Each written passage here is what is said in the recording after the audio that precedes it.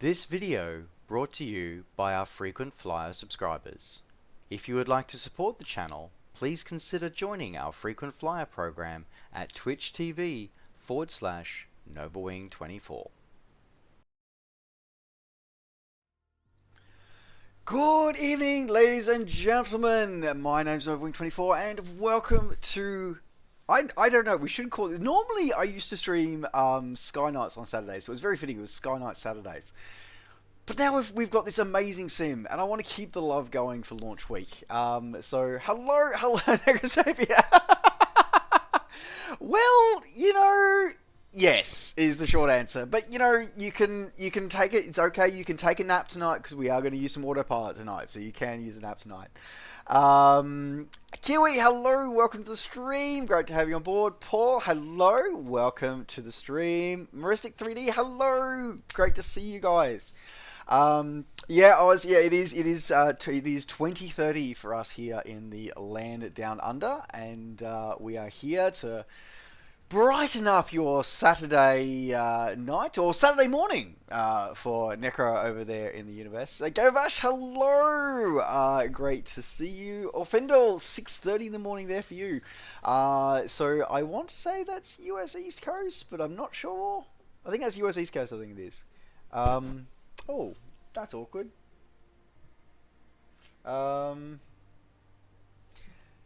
So you've got no camera or voice. That is really awkward. Well, crap.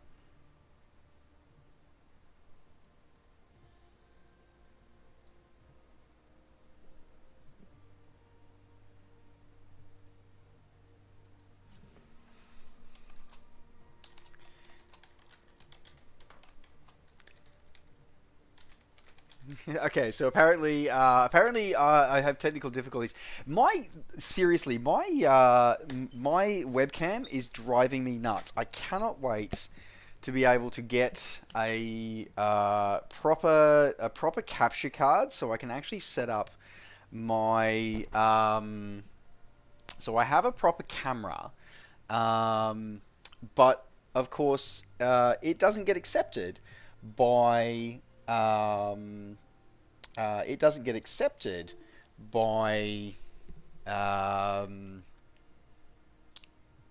by USB import. It won't take USB import, and it'll kind of report that. You have to actually use a capture card, and I don't have one of those, and I need to get one of those. So that's fine. So let's see if we can make it work. Let's try again.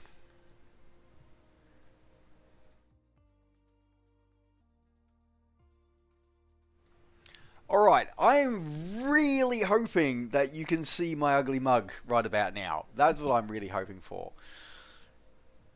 Or if I lost everybody, because that would be really awkward if I lost everybody for that one. I think we have all the lights. The lights are still on.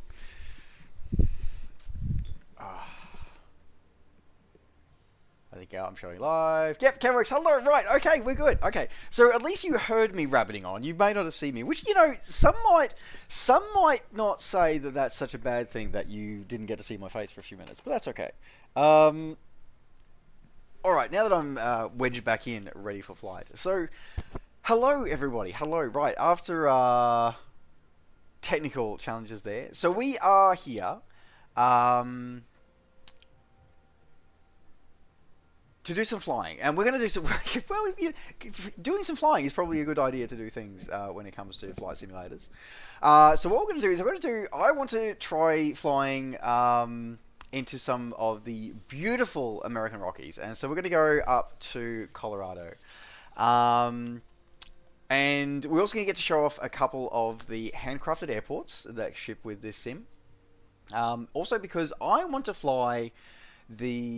I want to test a couple of things about this because I've been having some troubles with the ILS and the Summit system, so I want to get some more practice time with systems and check to make sure that it's not me all the time that's not getting it right. So we're going to fly up to Telluride. We're going to fly up to Telluride today, and see how it goes, and we're going to see if we can fly the approach because the localizer approach into runway 9 is interesting. So we're going to fly that today.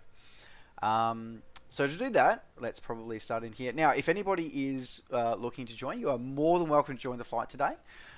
So we'll be flying, if I've updated the command. Oh, nope. Okay. Apparently you didn't like that, so let's find out why that is. Oh, okay, that'd be why, because I've put that thing there.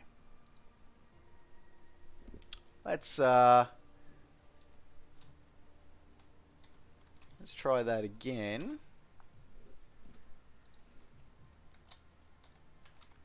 I think I'd need to make that one there. There we go. There it is. Okay, it's flight. Okay, not fly. I need to change that one for the future one. Vash as well. Yeah, I'll have to figure that out for you. I tried setting you guys up for that, and it didn't seem to like it. So we'll catch up in Discord after that. So if anybody is wanting to join us on this BizJet flight today, you're more than welcome to. So as I said, we're going to be on the Southeast Asia server. Triplication, hello, welcome to the stream. Congratulations on your stream the other night, by the way. Having a lot of fun in the flight sim I saw, which is always great to see. So we are going to be flying, and we should probably not do it at live time. So we'll do live weather. But we won't do live time. We'll do live weather, but we will do, let's make it about, there we go, I think that looks about right.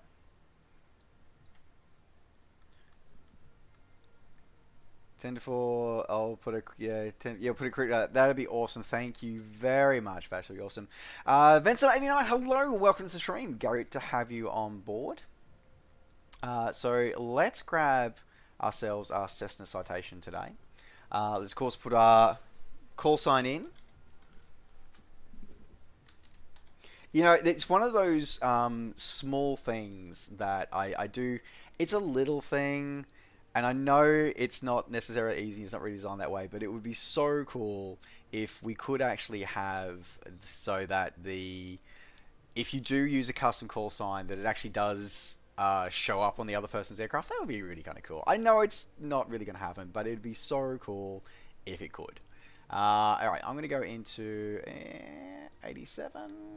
Yeah, that could be my departure. Actually, we probably won't want to do a small ramp. We probably want to do a rather large, I'm going to do, actually no, pretty much there only are small ramps. So 87 it is then, right, 87 it is.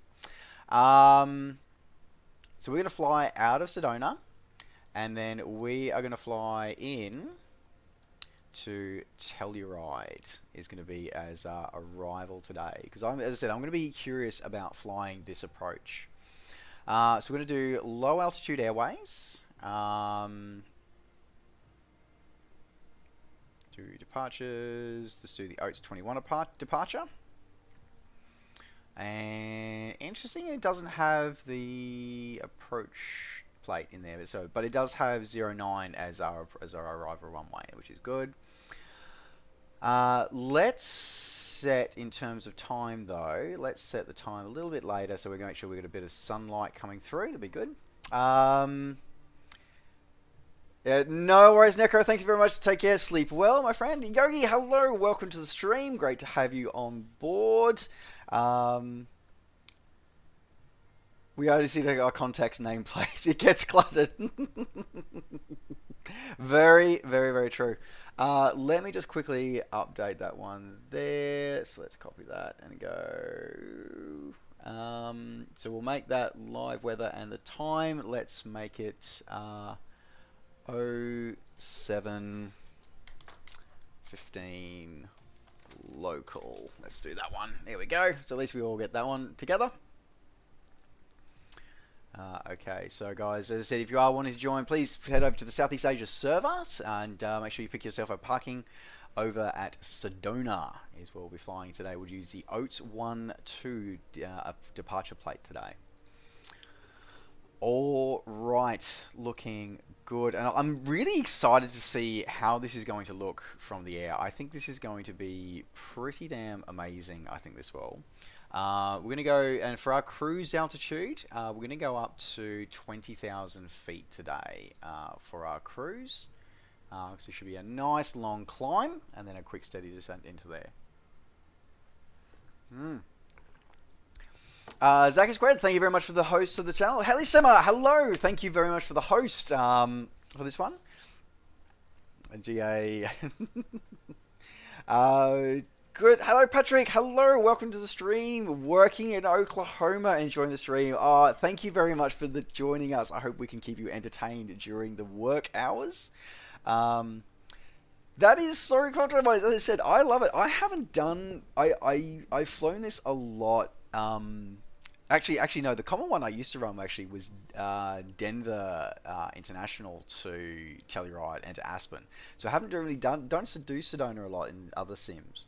So I think it'd be pretty cool to do that one. So I thought I'd give it a shot. I think because it's such beautiful countryside in that part of the world. So we want to go exploring it and see what it's like. Alright, I should probably stop talking today. So, as I said, guys, if you want to join in, it'll be a few minutes for me while I get everything turned over and started. So we'll see how we go.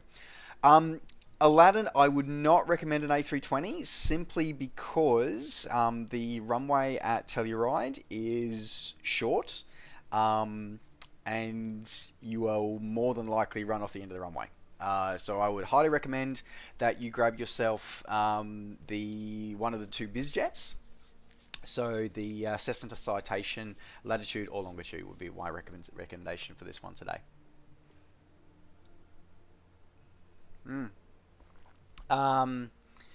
So Trip, that is a really good question. There was something that I pressured them. So the question for everyone who might have missed it is, the question is, will they be doing paint kits for deliveries? I've been pushing hard for that for over a year. So that it needs to have paint kits. I'm working to make sure that we get access to paint kits, or at the very least blank white textures, because I have a stack of liveries that I want to do, and I do not want to have to manually rip apart these things to create my own paint kit. I really do not want to have to do that. So yeah, as I said, but otherwise some of the third-party devs I've already been working with, Iris Simulations, and I believe DC Designs will also be, my understanding is they will be shipping a paint kit with their release. And I've already got some Ocean Air Force liveries planned for both the ESP version and also for the MSF one, is what I'll be doing there. But yeah, dude, absolutely, dude. Yeah, I said I've got liveries that I'll be making for the ESP universe or the X-Plane 11 universe for a while, and I'm really looking forward to doing a lot of work here on this sim as well. Alrighty, let's get this one here now.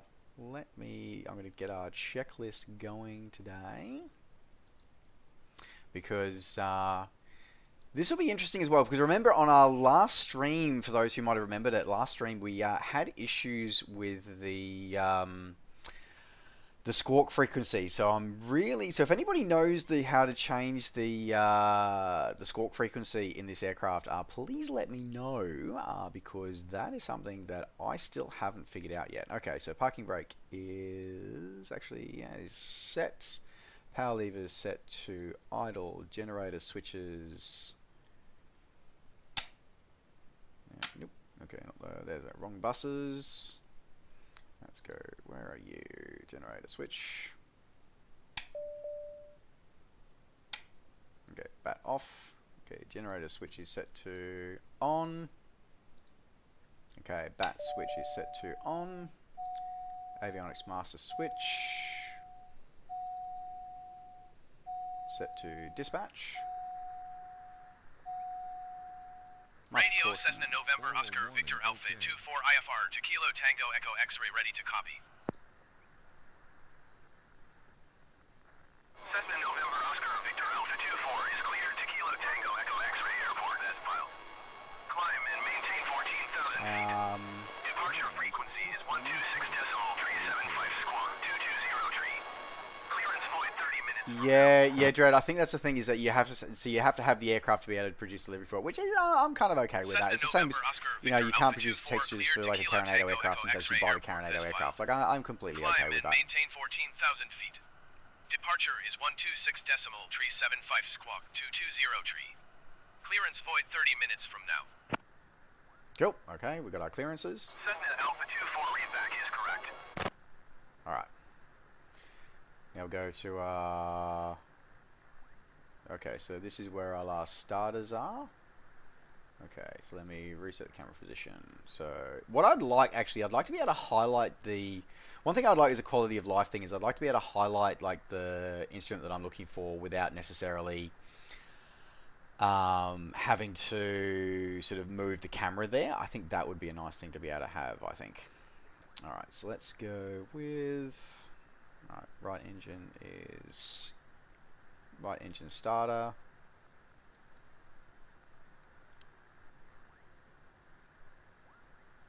Engine ITT is climbing into about 20%.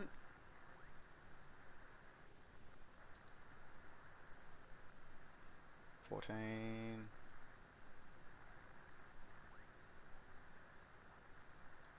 20% and run.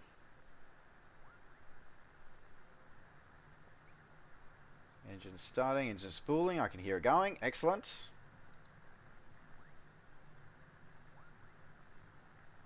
ITT good. Alright, left engine procedure. So let's close the guard. Alright. Left engine starter.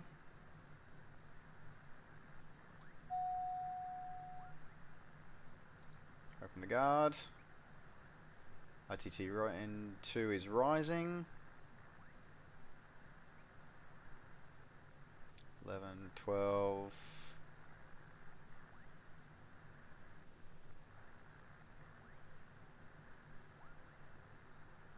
%, and run. Close guard.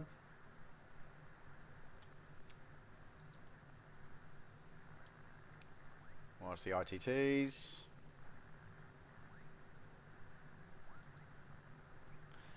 Alright, what's your...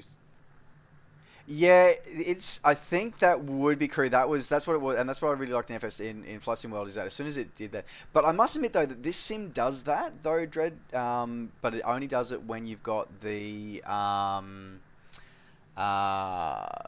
when the... what do you call it? The AI is ticking off the options for you. Okay, after starting engine. Alright, avionics master switches are on. Okay, lights as required.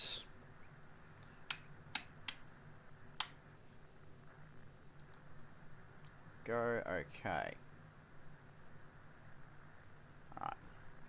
Now we'll go, parking brake is, we'll release our parking brake. There we go. And we'll go to our ATC. And even though our dude is there, we don't actually have any ground services there to be able to order him to be able to do our pushback. So I guess we're taxiing on our own today. I'm okay with that. Alright, let me check the winds here. Now, check so our CDI is definitely set to FMS, that's good. Alright, now let's check altitude. So, what altitude did climb maintain 14,000 on departure. So we're going to change our altitude for 14,000. Cool. Alright, that's good. We're going to be able to put our flight director is set to on. Your dampeners are on. That is looking, everything is looking good there. Speed, I'm going to use manual speed hold for this one. Okay.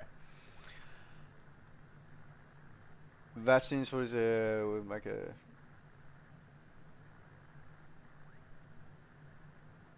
Yeah, hopefully, apparently the big update information, there'll be a big update coming through in the next couple of days. So on the 27th will be a large bit of information update for everybody. So we will be looking for that one today. Okay, that's gonna be our approach there. All right, let's taxi out, shall we, guys? I think it's about right. Bit about time. All right, dude. I hope you get out of the way. Hopefully we won't crash by running into the pushback cart. That's what I'm hoping for.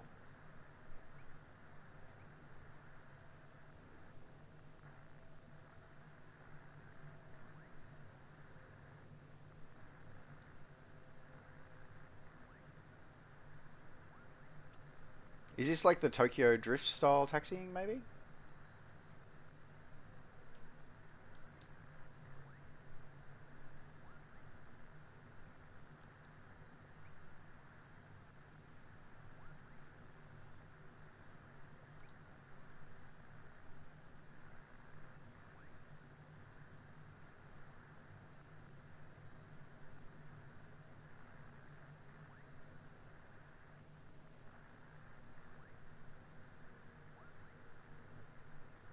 Probably you should have actually, because this is one of those high fidelity airports. Probably, I do apologize. I'm really, really sorry, crew.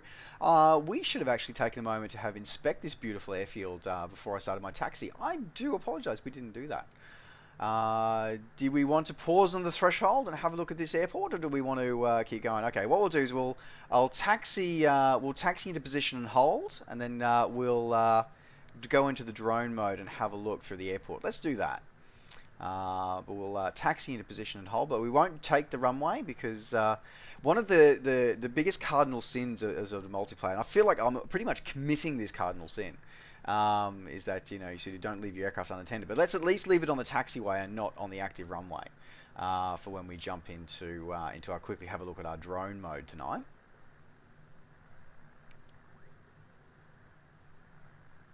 Alright, and look at that beautiful sunrise coming over those mountains today. I am so excited to be able to get into the air for this. I am so excited for this. I think that's why I forgot to do that, was because I knew I was so excited to be able to get in the air and look at these mountains. Alright, I'll hold here, and then we'll go and have a look. Let's jump into our drone mode, and we will go and have a look. Alright.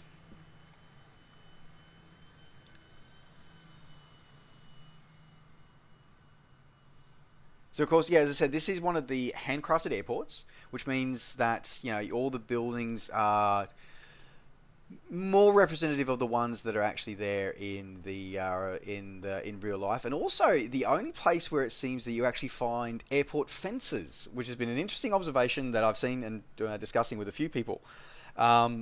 Where previously in like the legacy sims, you would see airport fences were procedurally generated around everybody, around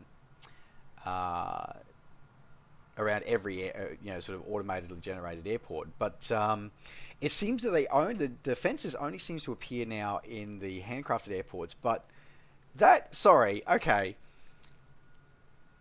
an insane little detail. It's got the damn card reader to be able to get into the airport and out of the airport.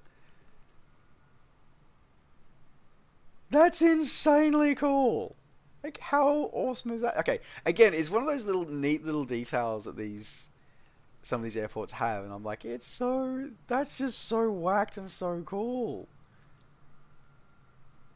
And it's a struggle for developers like Orbix as well, and sort of the comment that was made about how I don't know if HeliSimmer is watching this, but there is a space for helicopter tours here, so I'm kind of like, if there's helicopter tours here, then where are the helicopters? Where's the helipad for this? Oh, there's the helipad. There you go. We have the helipad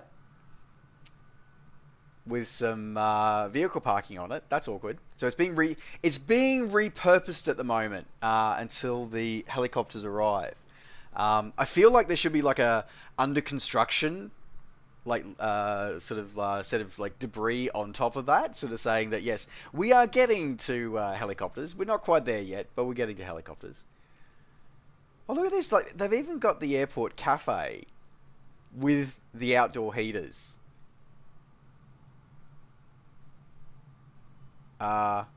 Is that a live reflection? Holy crap! That's a live reflection. No way. Is that no? Okay, no, no. Maybe it's not a live reflection, but I thought that was a live reflection. For no, it's not. Okay, it's not a live reflection. But I was like, mind you, it's pretty damn close to being a live reflection. That's nuts and so cool. So you got the airport and these buildings immediately surrounding the airport as well, also all covered in that extra bit of detail. So that is pretty awesome. That is pretty awesome, this one. We're going up to 20,000. 14,000 is our initial climb out, according to ATC. And then we're going to be heading to... we'll head to a final... Our cruise altitude is going to be 20,000. Oral warning, okay. Okay, alright. Let's release our parking brake and take the runway.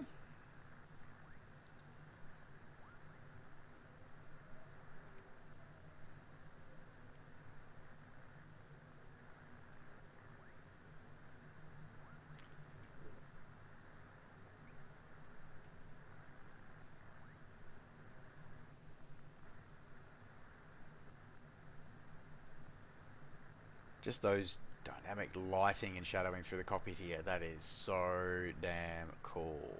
How awesome is that? Alright. Let's have a another look at all these awesome aviators here. Great to have everybody on board for this flight here today. Look at that beautiful picturesque side there. That is awesome. 707 is not you. Oh dear. So something that I've noticed, guys, particularly if you've changed servers when coming on, is that every now and again I've noticed one thing to do is that if you go into your escape menu here and press your name tag, switch off the server and then switch back onto it. That seems to help with people not being able to see you or not being seen by you. So yeah, just you can give that a try. It's a little bit of a tip to do, so that's what happens there. Alright guys, I believe it's time for us to go brakes off and throttles up.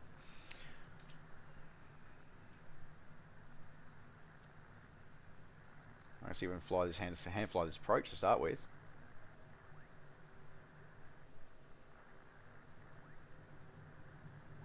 Train 1.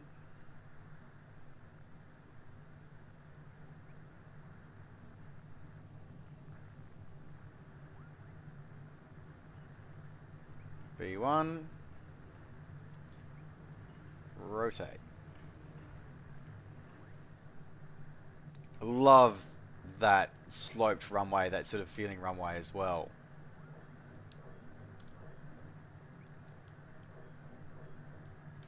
Flaps up.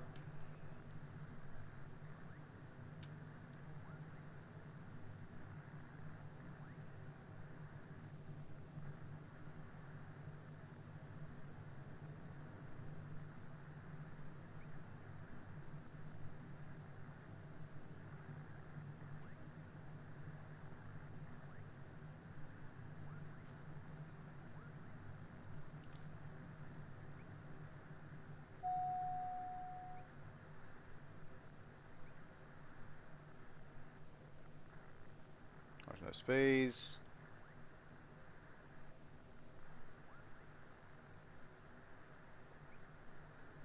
Such a beautiful place to come through there. Yeah, no, absolutely right. Yeah, so sometimes the display of sort of people coming through, because yeah, as you said, we're flying all these people. Like, we're all flying together from all over the world. Oh, those bumps of that turbulence as we're coming up through here as well.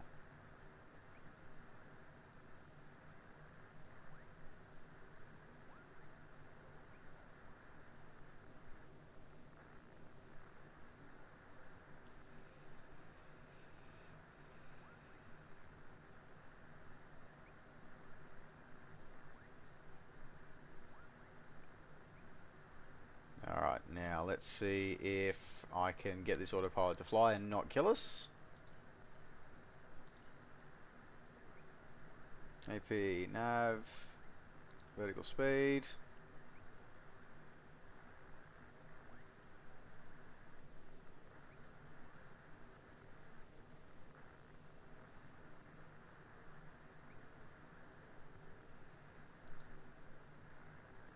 I definitely feel that, yeah, that little beacon there is going to let us know how far away we were from our old destination point. It was going to be interesting.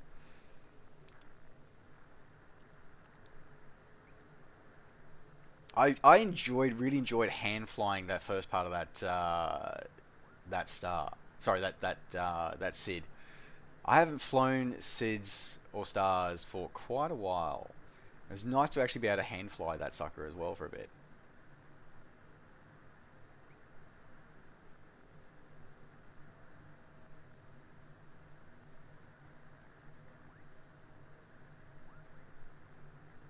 Let's watch that. But just that mark is going to annoy me now for a while. But that's okay. Alright, so come passing through 11,000 on our way to 14.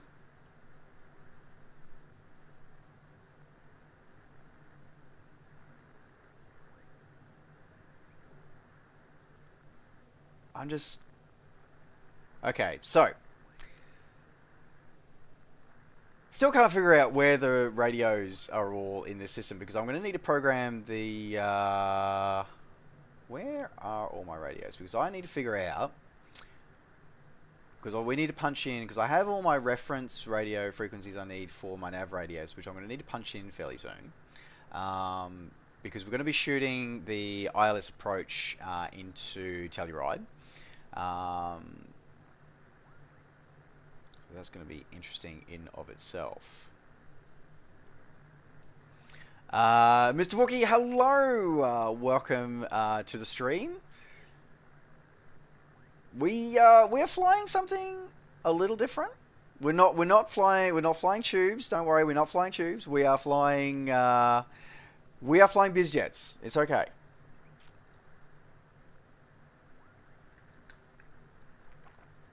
I wanted to shoot the ILS into Telluride. Plus, also, I was very disheartened after my failure to be able to fly the Citation effectively during our trip to Michigan. So I wanted to make sure that I wanted to give it another go and see if I can find out all the things that it eluded me on the last flight.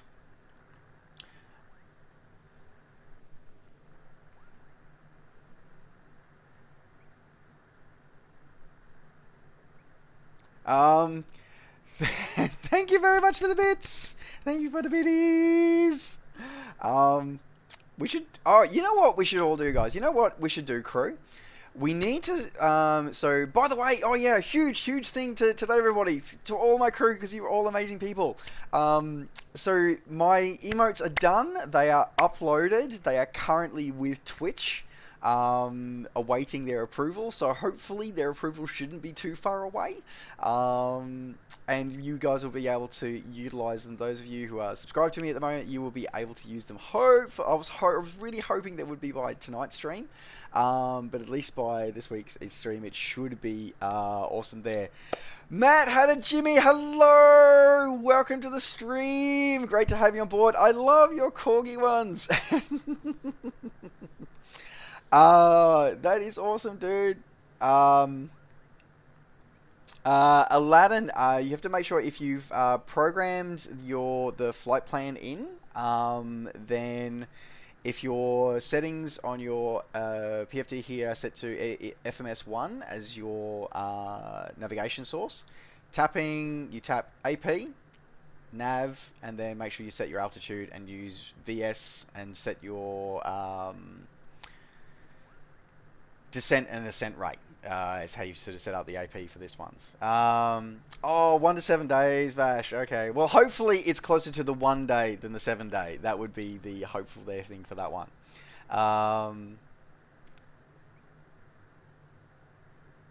No more 99% tube liner flights. Now, Dread, I feel bad for flying a BizJet tonight, because now I feel bad. I'm sort of like, but I wanted to fly something, as I said, like, I normally fly as we know, I fly the GAs, but I have been let in on some flying that we should do. So, because originally this was going to be sort of sort of like a fairly short stream tonight, but I've been told about some places that we need to go visit. We will be doing those in some GAs a little bit later tonight. So depending on how long you guys stick around, there will be more GA goodness coming along later in the stream tonight. So hope to see you all sticking around for now. Map64, hello, welcome to the stream, great to have you on. Have I crashed yet? No, not this stream. We have crashed on many other streams. But we have not crashed yet on this stream. But the night is but young. The night is but young. We will see how we go. If it looks like we're about to crash, I'll feel like I may try and pause, and you may have to get Dan in to make sure that he can enjoy the crash, because he loves his blood and destruction on our streams. He really does. BizJ is just a big J. Big GA. I like that Assertation Dread. We will run with that. I approve of that. Let's go with that. Okay. Now, we're on our way. So I need to start finding... Alright, let me have a look here, because we're going to be heading towards... Telluride, so I need to make sure I get the... So it should be 109.3 is... Actually, I'm going to check my approach plates. So I'm going to stop swinging and make everybody violently sick with the camera there, and give you guys a beautiful external view. Does it have GPWS? I don't know. I don't know. I don't know if it has GPWS. I guess we're going to find out. I will slow down a little bit to be able to make sure that everybody who is flying on the stream can continue to enjoy the stream. Is it... Even the FMS is mini. Yeah, that's alright. Okay, let me check my approach plates, because I got some approach plates for the runway 9 here in KTEX today. So let me have a check of those. So we should be at 109.3 is the frequency that we should be setting tonight. Approach course 093. Okay, so let's see how we get this soon. You do like the citation. I think we all like the citation. Stole the CJ4. I like the sound of the idea of stoling the that. I genuinely do. All right, now let's have a look at here. So ice protection. I'm definitely going to put some ice protection on, because we are, although it looks like we're flying in the daytime, we are using live weather, which means we're actually flying at night, which I can imagine would be that one. Why have I got my... I can turn those off, because I don't need the separators on, because we're above off the ground now. Okay, so I need to find my radio comms. Let's find my radio comms. So we're going to have taxi lights. So I'm going to turn those ones off. Okay, let's have a look. 51, 52, here we go. Their brightnesses. Let's have a look. Where can we go? Okay, so let's go with... One of these things must have our common nav radios on them. So let's go to systems. Nope.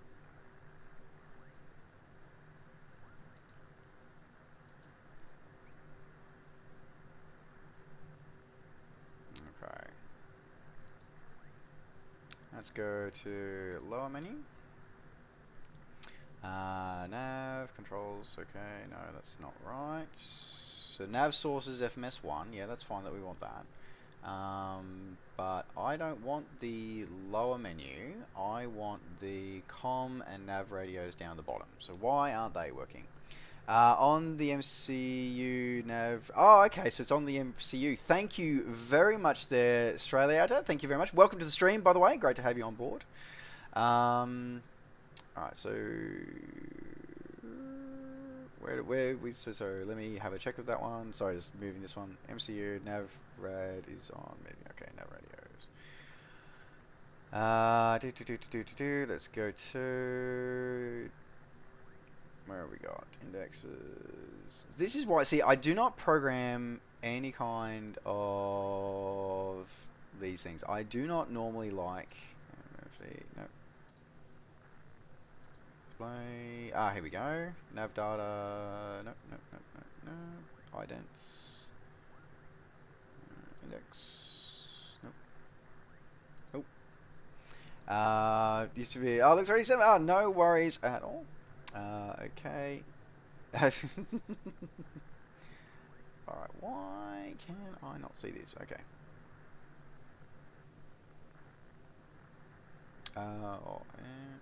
Oh, wait, hang on. Sorry, I was looking at the MCU. So you meant actually the master. Oh, sorry, my apologies. Let's have a look at. Okay, that's where I swap. Okay, so that's where I swap the nav frequencies. But I need to. So this is where I'm supposed to program. Is down here. I can't see them. Why am I not seeing them? MFD data. Oh, nav data. Nope. Okay. Index.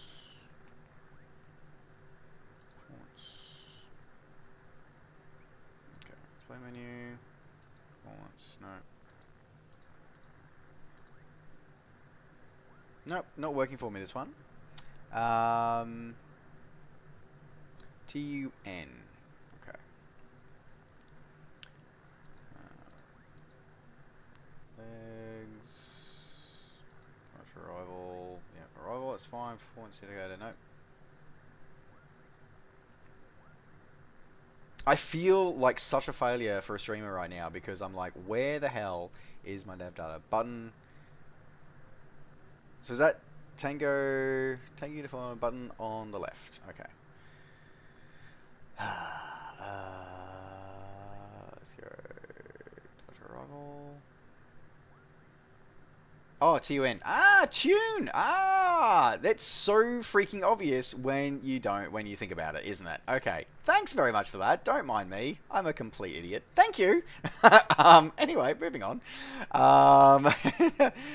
Frengelus, thank you very much for the follow. Welcome to the crew. Great to have you on board. Okay, so let's now here go. Okay, so it's 109.3 is my frequency I need to punch in here. So we need to go 10930, and that's punched into nav1. Okay, didn't like that. Clear. Okay, 109 decimal. Okay, so it's actually gonna. No, it's not gonna let me do the decimal.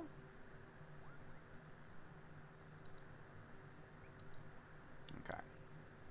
Go Marcial, nav1. No one auto. It's interesting that it's set to auto. That's interesting.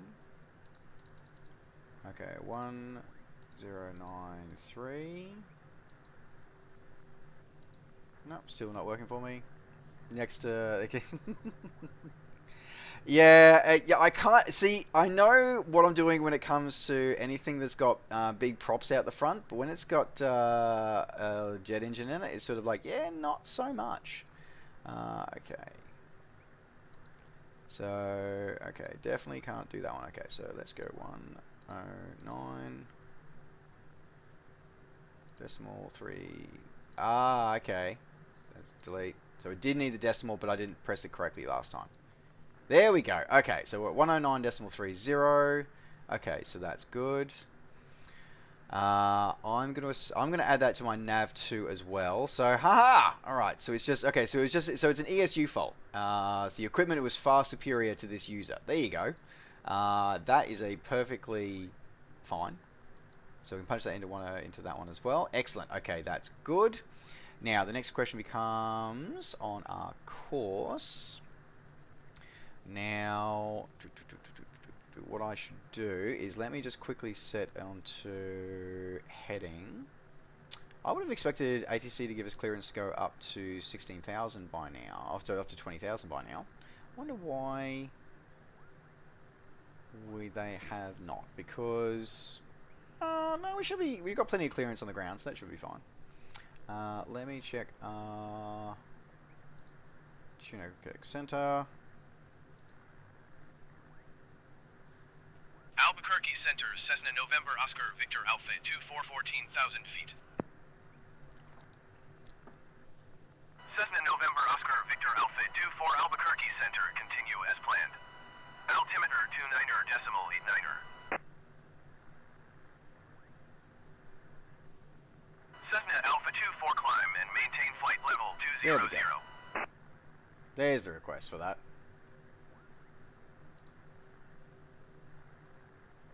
Climb and maintain flight level 200 Cessna Alpha 24.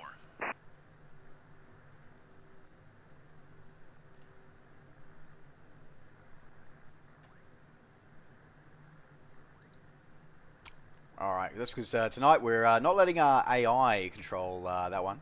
Overspeeding at 301, that sounds about right. So I'll keep my throttles down a bit, sort of around about the 250 mark, so you guys can, for anybody else who is flying tonight, to catch up. Alright, so I feel better now that I figured that one out. So the next one's going to be, what I can do is if I now quickly... Cessna Alpha 24 contact Denver Center on 127.55.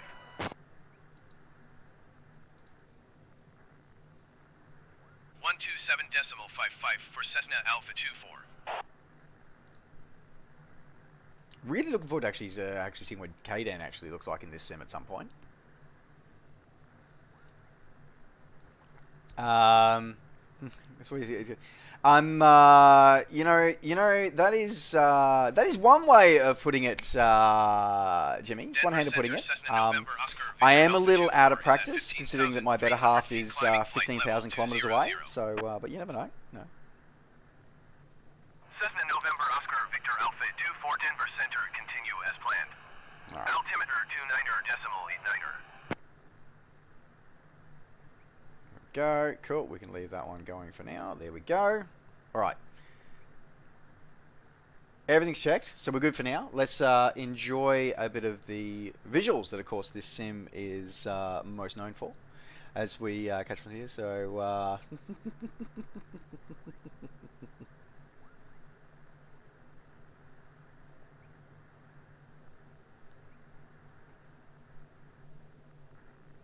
I am not auto-throttling Aladdin. I'm actually in manual control of my throttle. So I've got, I have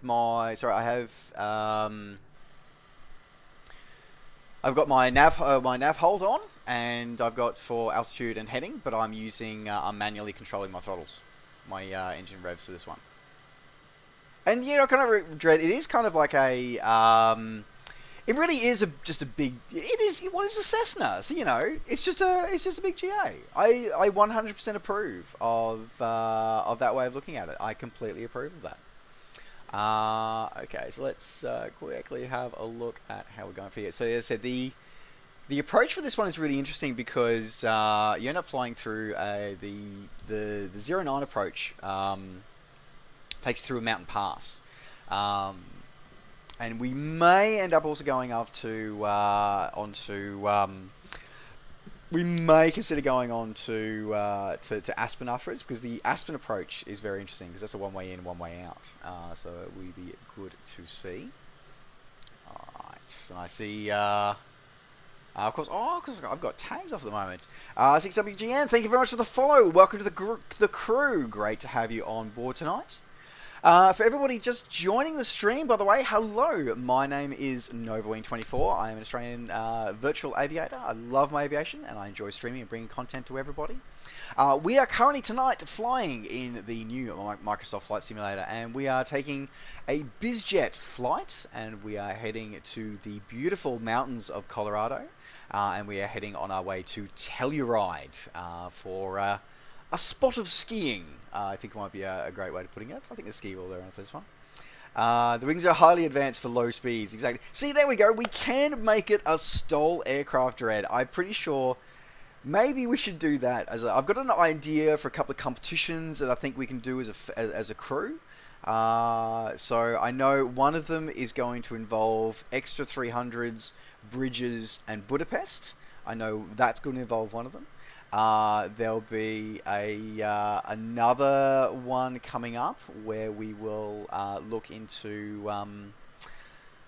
We're going to do the Black Canyon of the Gunnison. So anyone that saw my multiplayer shared stream with the wonderful team over at msflights.net a few days ago, you would have seen me lead a tour through a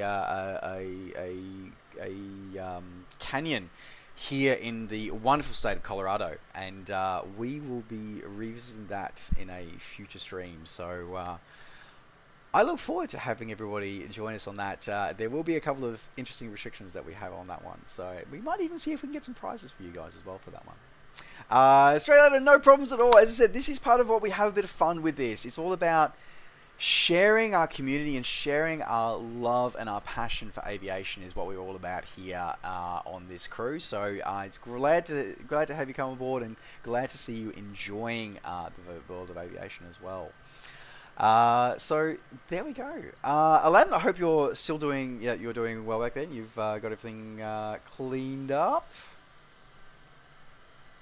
Yeah, I think that one of the things I find every now and again is that some in our community take. Let's be honest, some in our community. Sometimes all of us can be guilty of this. I know I have been guilty of this. Is that sometimes we take ourselves far too seriously, and I think this is. I like to make sure that we kind of ground each other and make sure that we are sort of making sure that we're all about the positive vibes on our community flights here. So there we go. Hand flying after doing 20 laps of Sedona. Nice. Hey, look, there is nothing wrong with hand flying. In fact, it was funny actually. I was talking to earlier today. I was talking to a pilot who actually flies regional jets in IRL, and he was saying that they actually hand fly their aircraft all the way up to cruise. They cruise sort of 22 to 28,000, and they hand fly their aircraft all the way up rather than using autopilot. So it's actually kind of cool that that is a thing. So again, it's that important skills. I mean, I know I'm flying on autopilot at the moment, but it's part of that learning skills and stuff like that to make sure that we all do things and that it's not just about pushing buttons, and that hand flying is a fundamental part of the aviation experience. No matter what part of aviation that we're enjoying and doing. So there we go. Hand fly, yeah, so that's awesome. I can't wait to get helicopters in this sim. I really can't. I think it's going to be awesome.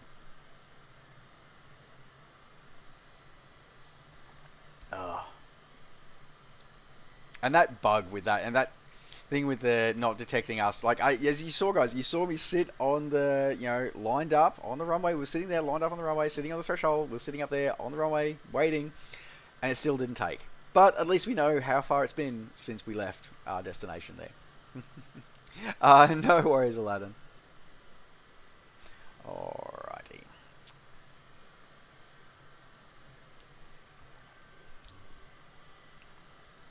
Now I might need to pause quickly because I think I need to turn on.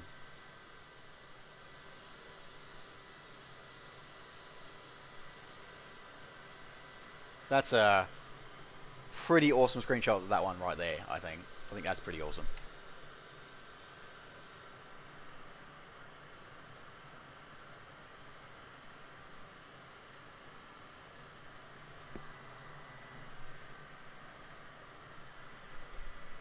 Alex Tree 110 descend and maintain 10,000 feet. Oh, I think that was for me.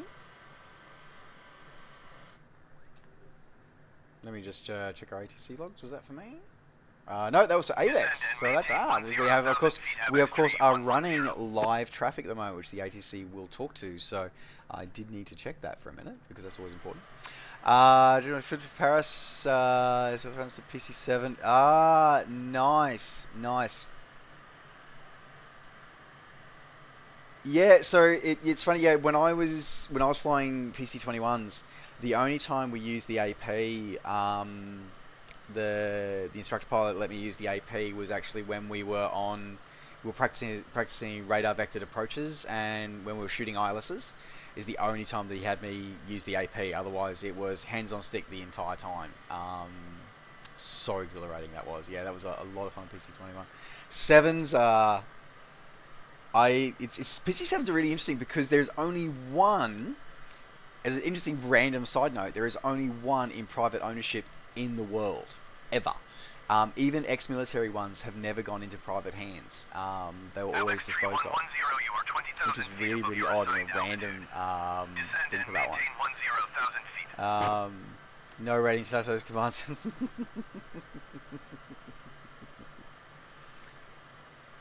The approaches at a high plateau is fighter. Yeah, that's oh yeah.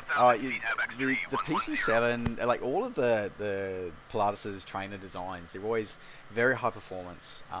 Though I feel that the 21 is...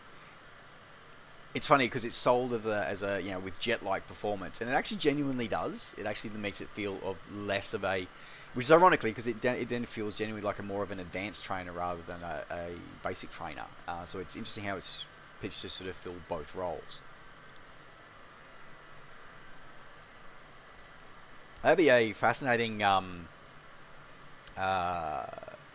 you remember the Ikea Dread Midas? Because that'd be an interesting one for us to try and do on another stream. We might grab TBN. We might grab the Deas and the Cicadas, and we'll go flying in there because that have similar performance. At least we're probably PC21, so that could be fun. We could go land in that on that plateau. That could be fun.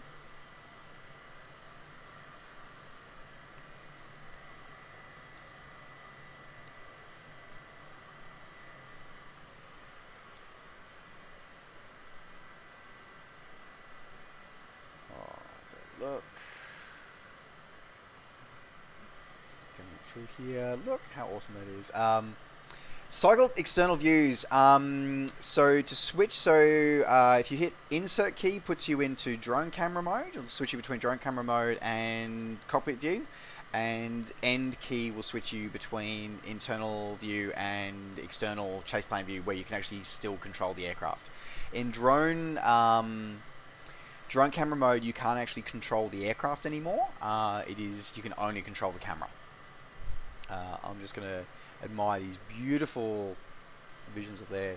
Yeah, as I said, let us know because I think that would be awesome. Still plenty of visits even in the south of France.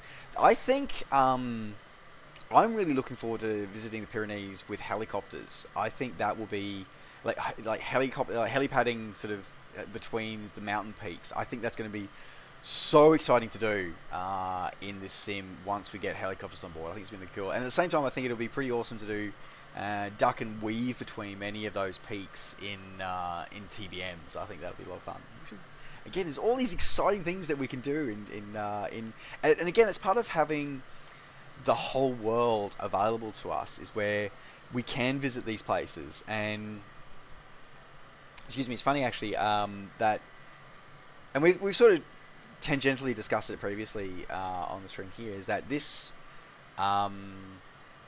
sim, especially at the moment, with the world the way it currently is at the moment, and the challenges and the restrictions that we have on being able to travel, many of us had travel plans that we can no longer sort of exercise at the moment. But literally, this sim opens up it opens up the world to us again.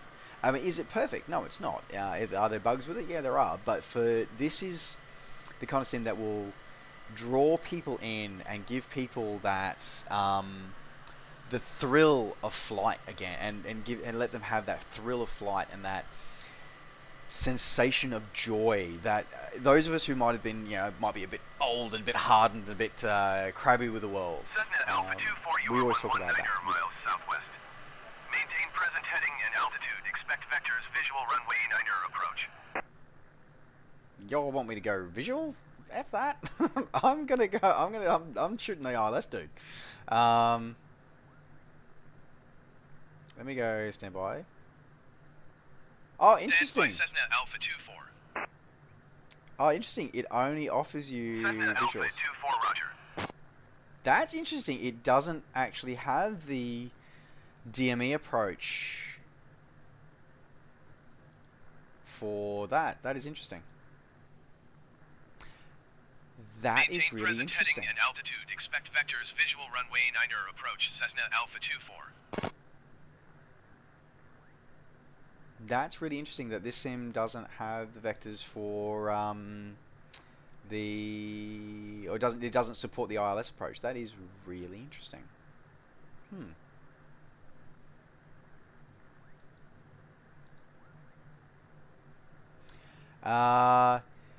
Tea with Mandy, hello! Oh my god! Hello everyone! Hello Raiders! Welcome to the stream! Raid! Oh, that is awesome! Hello! Oh my god! Hello everybody! Can we get a huge shout out to Tea with Mandy, please? Hello everybody! Hi! Oh yes, so tea is most welcome. Thank you very much. Thank you very much for the tea, Raiders. It is great to have you here. Welcome to everyone. Hello, hi. Hi. Hi. My name is NovaWing24. I am an Australian-based content producer. I'm obviously a streamer here on Twitch. I am someone who is absolutely insanely passionate about aviation and creating and fostering the sense of wonder that we all have whenever we look to the skies and the stars. And I sometimes feel that the best way to showcase this is to showcase the amazingness and the joy that we can all experience when we look up to those skies and we get to soar through those skies. So that is awesome. Yay! But yes, welcome. Please buckle. So please fasten your seatbelts. You can currently lower your tray tables. You can enjoy your tea. We are currently in cruise. We are currently flying through the magnificent state of Colorado. Flying through over this magnificent scenery. We are currently on our way to Telluride. Perhaps for a spot of skiing. I'm not 100% sure, but we will find out soon. And we're going to be hoping to shoot the ILS approach into Telluride because it can be quite challenging. So we're looking forward to seeing how it goes. So I want to say again, thank you so much. Welcome everybody. You are all awesome. You are more than welcome to join us. Thank you so much for the follow, Dr. Hump81. Thank you very much, Raz12. Welcome to the crew. Great to have you on board. Shazbot, hello. Welcome to the stream. I have done quite a few. We've done quite a few destinations here in Australia. Because it's done amazing. Like this sim creates.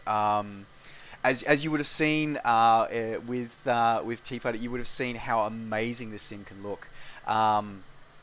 I personally, because I also produce content for YouTube, so you can also find me over on YouTube under the same name, NovaWing24.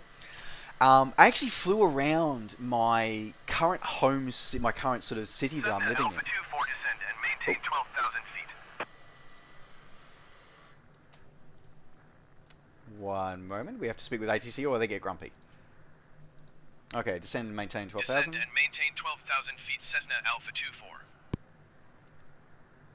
Okay, 18,000. Cessna Alpha 24, contact Denver Center on 118.575. Oh, vertical speed and descend rate. Throttles back. 1,500 feet. Okay, acknowledge handoff. Holding to Denver Center. 118.575 for Cessna Alpha 24.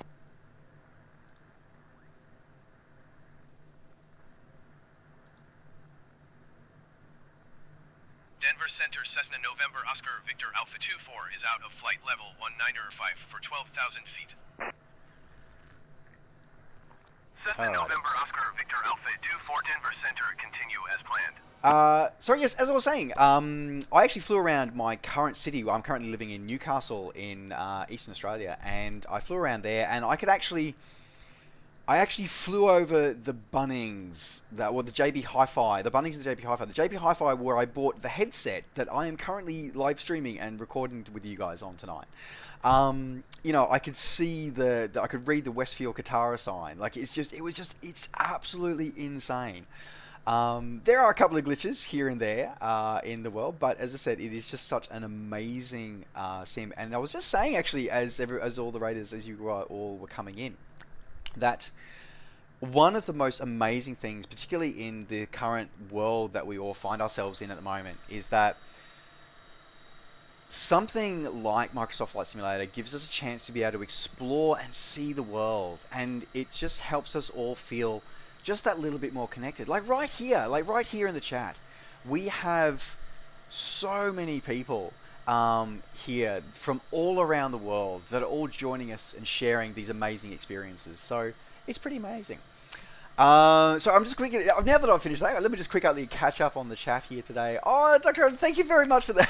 As I said, that was completely all off the cuff, but there you go. Thank you very much. That actually genuinely means a lot.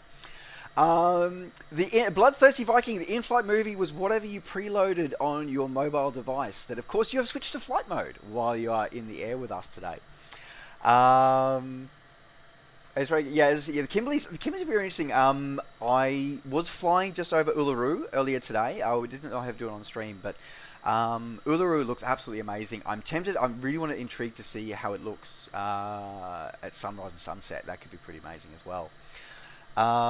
It's so nice. Oh, okay, Rick, thank you, 64. Thank you very much. I just want everyone, as I said, I just want to share positive vibes. I want everybody to have a great time and feel positive and just generally then just be good humans and share to connect to each other. So thank you for that. I'm glad you're enjoying your stay here, guys.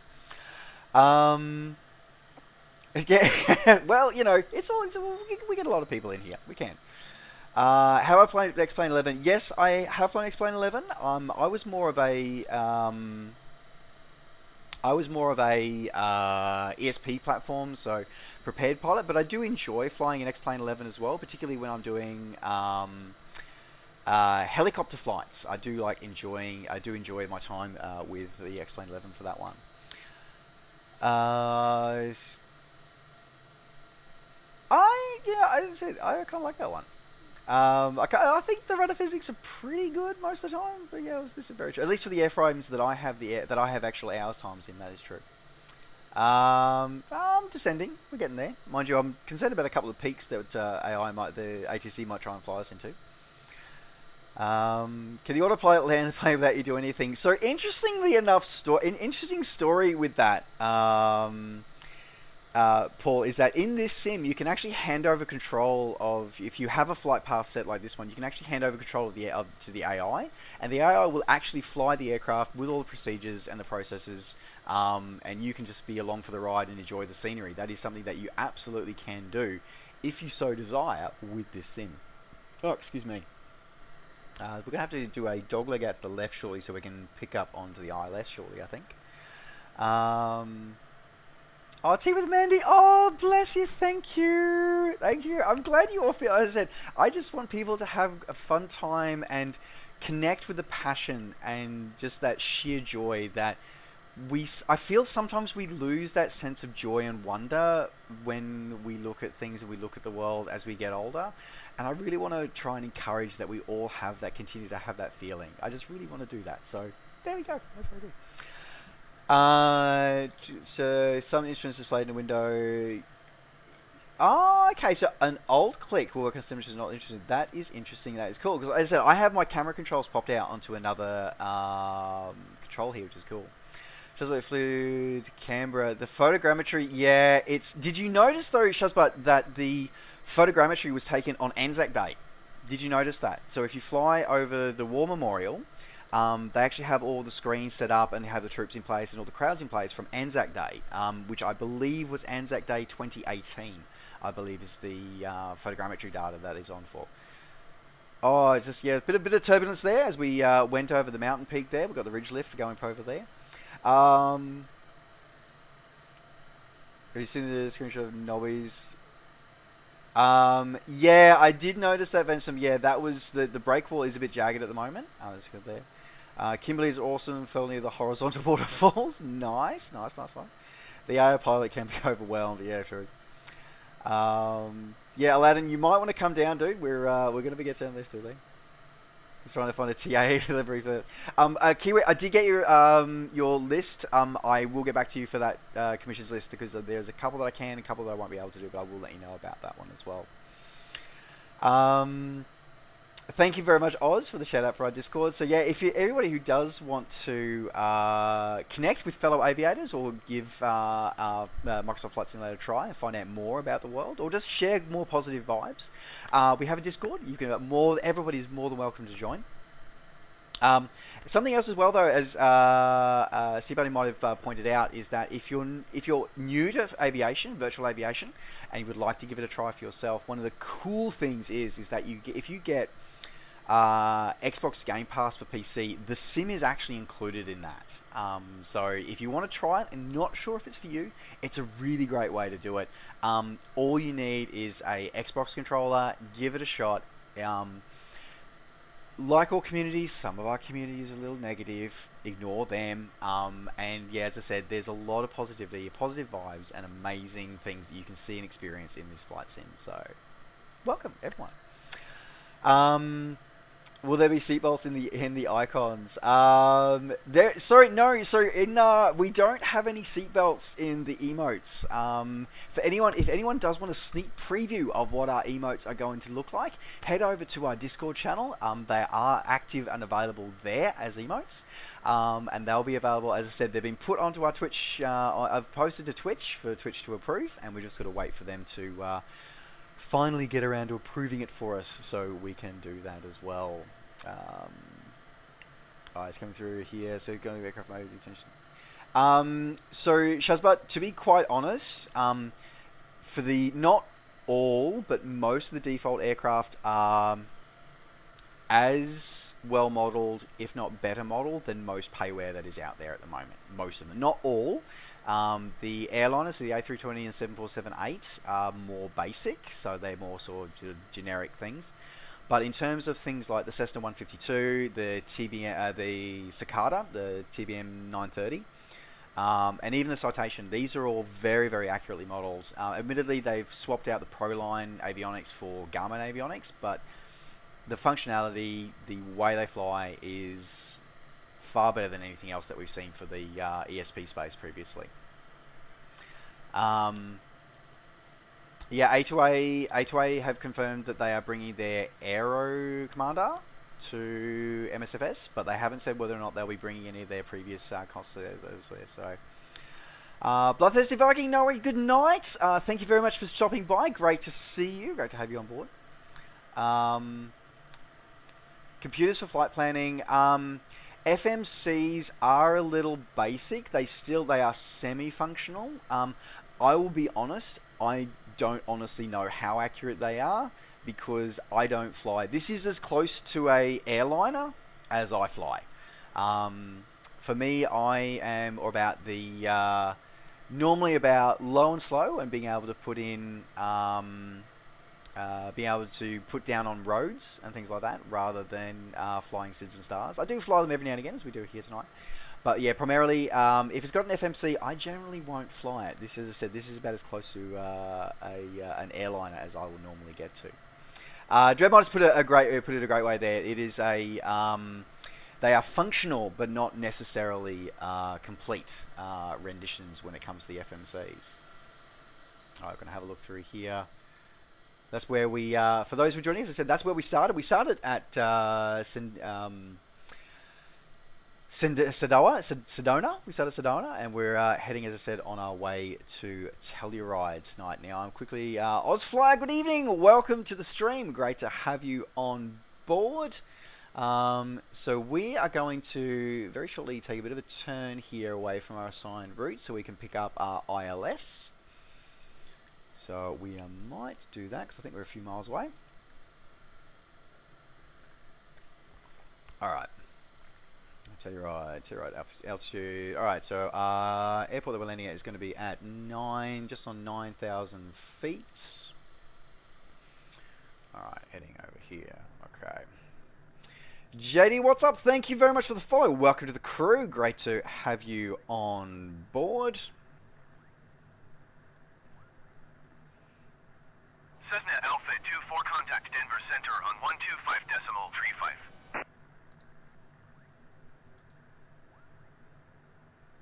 Going to 125.35 Cessna Alpha 24.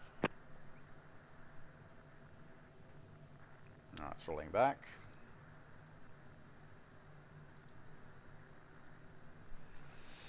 Denver Center, Cessna November Oscar Victor Alpha 24, 12,000 feet. Cessna November Oscar Victor Alpha 24, Denver Center, continue as planned. Altimeter tree 0.0 tree.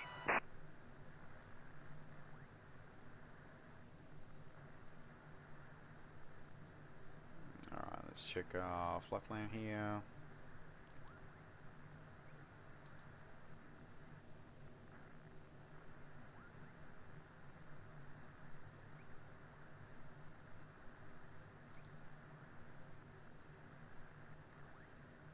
Scroll that one.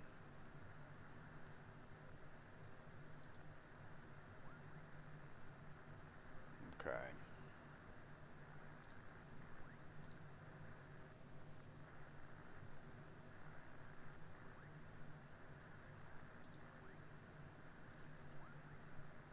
Okay.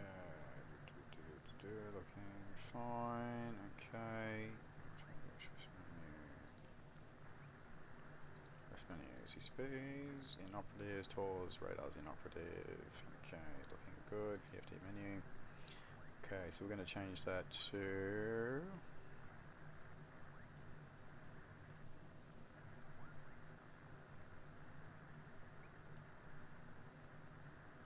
Why are you not going through my menu?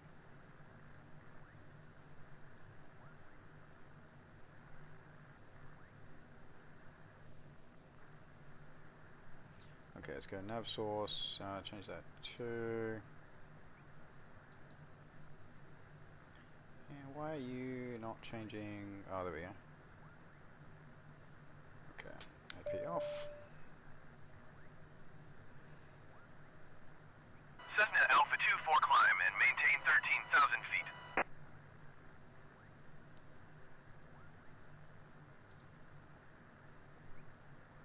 Climb and maintain 13,000 feet, Cessna Alpha 24. Okay. Cessna Alpha 24, descend and maintain 12,000 feet. Really? You just sent me to 13. FedEx 149er, 0, descend and maintain 14,000 feet. Okay. Now, I'm going to watch descend that and maintain 12,000 feet, so we're going to have to Cessna Alpha go 24. this side of the mountain so we can pick up our ILS approach. Cessna Alpha 24, descend and maintain 11,000 feet.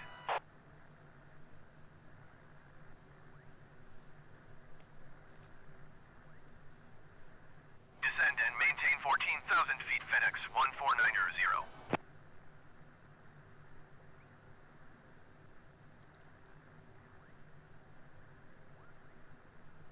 Okay, looks like we've got the VOR on. Now the thing is, what's our course for that one?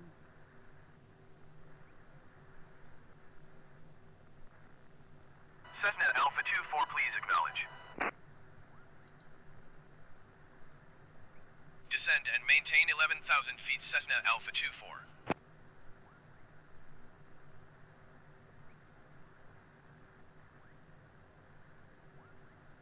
Okay, coming through. Alright. So we should be coming up to the edge of the feather shortly. So according to that, that looks good. So that's the 093, which is automatically set up the course, which is good. Okay. Throttle is coming back down. Arm our spoilers.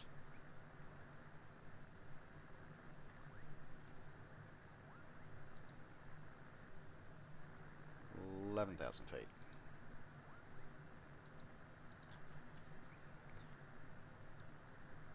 Now watch that peak coming through there, and just interesting again, feeling that ridge lift as we're coming over, which is pretty cool. Cessna Alpha 24 airport is at your 2 o'clock 11 miles. Maintain present heading and altitude do believe... There we go. On the Mesa, exactly as expected. Awesome. Okay. So, there we go. Maintain present heading and altitude Cessna Alpha 24. Now, it looks like we have the localizer. We don't have our azimuth yet, but it's good to see that we have the azimuth in the chat. In the set there. Okay. Going down through 11,000.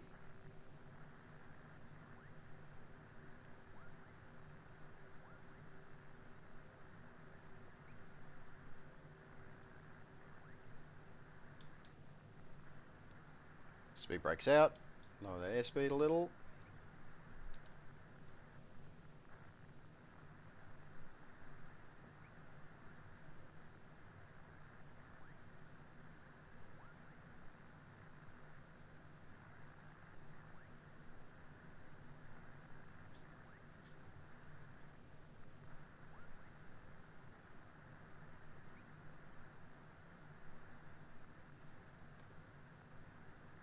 Needle is alive. Still waiting to pick up the glide slope.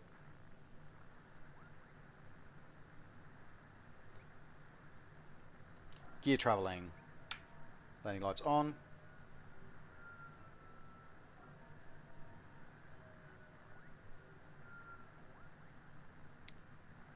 Gear locked, 3 greens. Flaps 1. Speed brake out. Speed brake in. Oh, that ridge lift. That is going to get you every time. Watching the spool. These Honeywells are notorious for not spooling very quickly.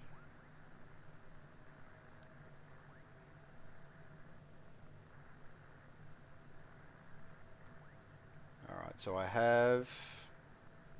Cessna Alpha 24, you are 300 feet below your assigned altitude. Climb and maintain 11,000 feet altimeter, tree 0.05.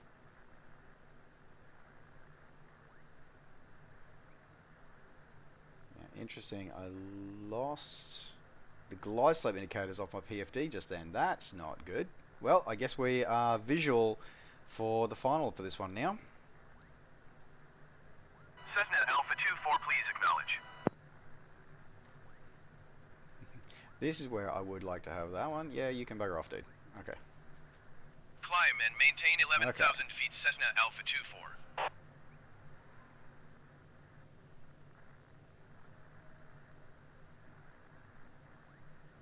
Little bit of rudder.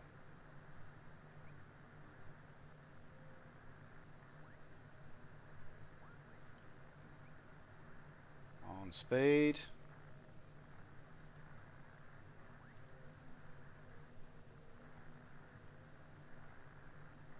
Throttle idle. Flare. Oh, look at that runway. Cessna Alpha 24 airport is 1 mile at your 11 o'clock. Maintain present heading and altitude, report runway in sight. Nose gear down. Brakes on.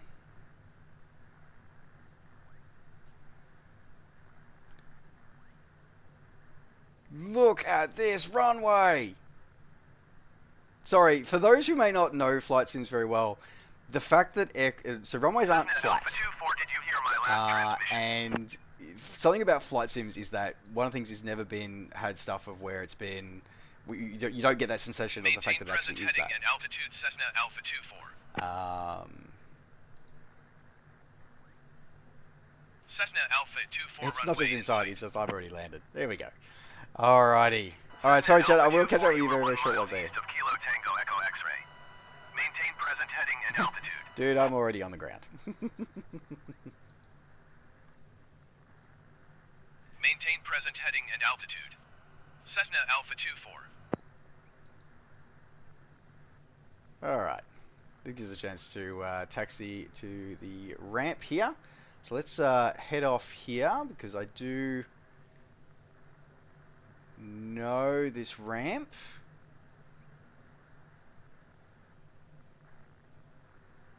That is so cool. They got that. Yep. They've actually got, the uphill ramp. That is so awesome. Alright. Taxiing all along here. We'll go get our passengers.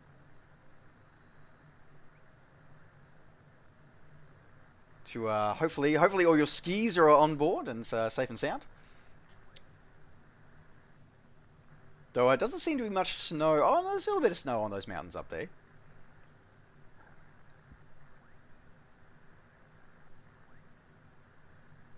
Welcome to Telluride, ladies and gentlemen. It is great to have you here.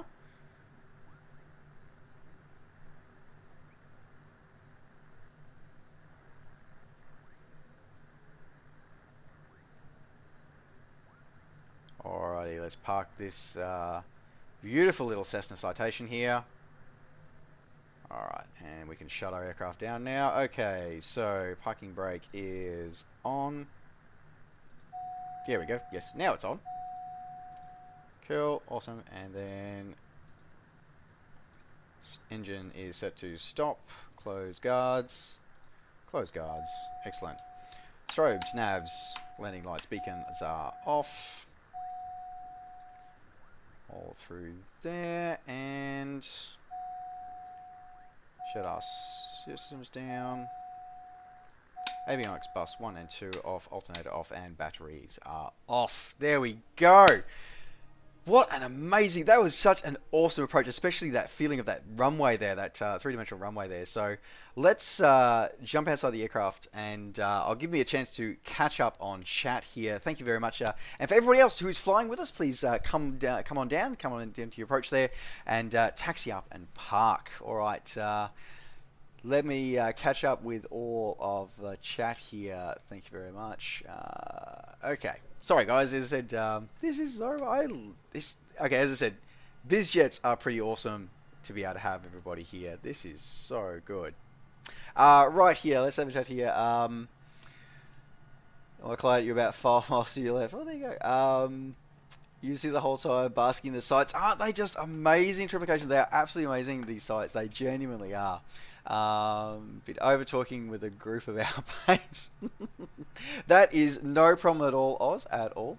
JD, what's up? Thank you very much for following. Welcome to the crew. Great to have you on board. Yes, exactly. Yeah, this is 45,000 feet cruise for long haul for this one, and the longitude is the other BizJet that's available here in this sim.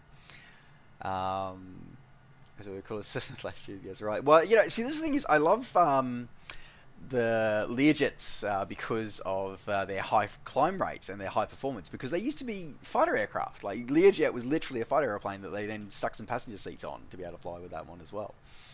ATC, ATC is not so mountain aware, kind of, not really. But to be fair, it was interesting that they gave us a vectors for a visual approach rather than for a ILS approach. So that was rather interesting that they chose to do that one.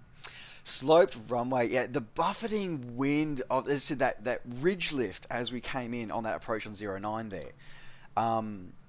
That updraft that comes from the edges of mountains and stuff like that. There's just, even Active Sky Next just cannot replicate that, and that's just so amazing to see that this is natively in the sim. Like, this is so awesome. For anyone, as I said, for everybody who may not be experienced with flight sims, it's when the air sort of flows against, like if you ever stood on the, if you leaned off the edge of a very tall building or gone to the edge of a tall building, you'll feel that updraft coming past you. Like if you're on New York State building or something like that, you feel that updraft coming past you. Like, that happens off the edges of mountains, and it can be quite dangerous actually for airplanes, because it'll throw you up and then pull you back down again on the other side. So it's something to be very, very aware of, and it's something that desktop flight simulators prior to this sim don't model very well. So those of us who've got time flying, we love it when we get to play with stuff like this. It's amazing. It's the thing though, is that flight sims, even DCS as well, like the runways are flat. It's like, no, they're not. They're really not flat. I broke ATC. I totally broke it. Inverted Mayo Flat Runway Society. Oh my god, that is awesome, dude. High five for that. That was an awesome one. I love that. That is awesome. Telluride's approach and landing is a very good, but these visuals, yeah, you're right, absolutely outstanding. It really, really is. I really hope that we see a Learjet. I'm personally, I'm hoping that we see a Learjet sort of 25-35 series. I like the old classic Learjets. I really hope I see some of those coming in. The 65, yeah, I can live with that one. I live without that one. I did see Sky Park was coming for Microsoft Flight Simulator. Sky Park is kind of like it's kind of like Air Hauler or FS Economy for flight sims, and it's a persistent multiplayer universe. It'd be really, really kind of cool as well. The PC-24, Inverted Mayo, I would love to see it as well. Sadly, the information I have is that I don't think we're going to see one. There are reasons why we won't see it. But yeah, the information I have is basically, I don't think we're going to see it. Which makes me very, very sad because I love that aeroplane. It is so, so, so cool. I really like the Inverted Mayo. Yeah, dude, that is awesome. Yeah, as I said, that would be so cool. The Flat Runway Society. I love that. That is awesome. Alright, while we are here, let's go on a bit of an exploration here at Telluride because, of course, Telluride is one of the handcrafted airports that come with this sim. So let's have a look about what is it that we get with our handcrafted airport. Because it was interesting, as I was coming to approach there, I must admit that this building is really well modeled. Like, I definitely recognize that very well, particularly with the very iconic logo here on the airport. Very, very iconic. Very, very proud American flag there, the state of Colorado there, which is good.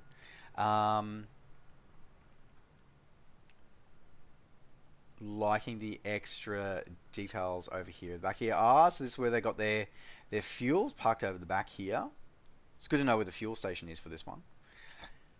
But I must admit that I thought, oh, hello, what's this? What have we got over here? Is this like a, it's a little, there's a little tunnel going under the, it's like a drainage tunnel, so that, yeah, all the runoff actually sort of drains correctly away from under the airport, and they've actually modelled that as well with the slipway. That's kind of cool. That's awesome. But I must admit that I thought that the other, because I know there's two ramps here. This is the main ramp, and then I knew there was a guest ramp at the other end here, and I thought it actually had a retaining wall on there. Let's go have a look.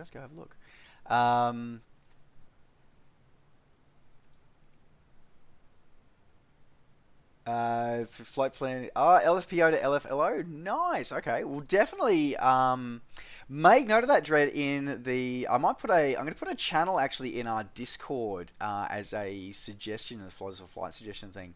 I might do that, and we might put that in there because that would be kind of cool as well.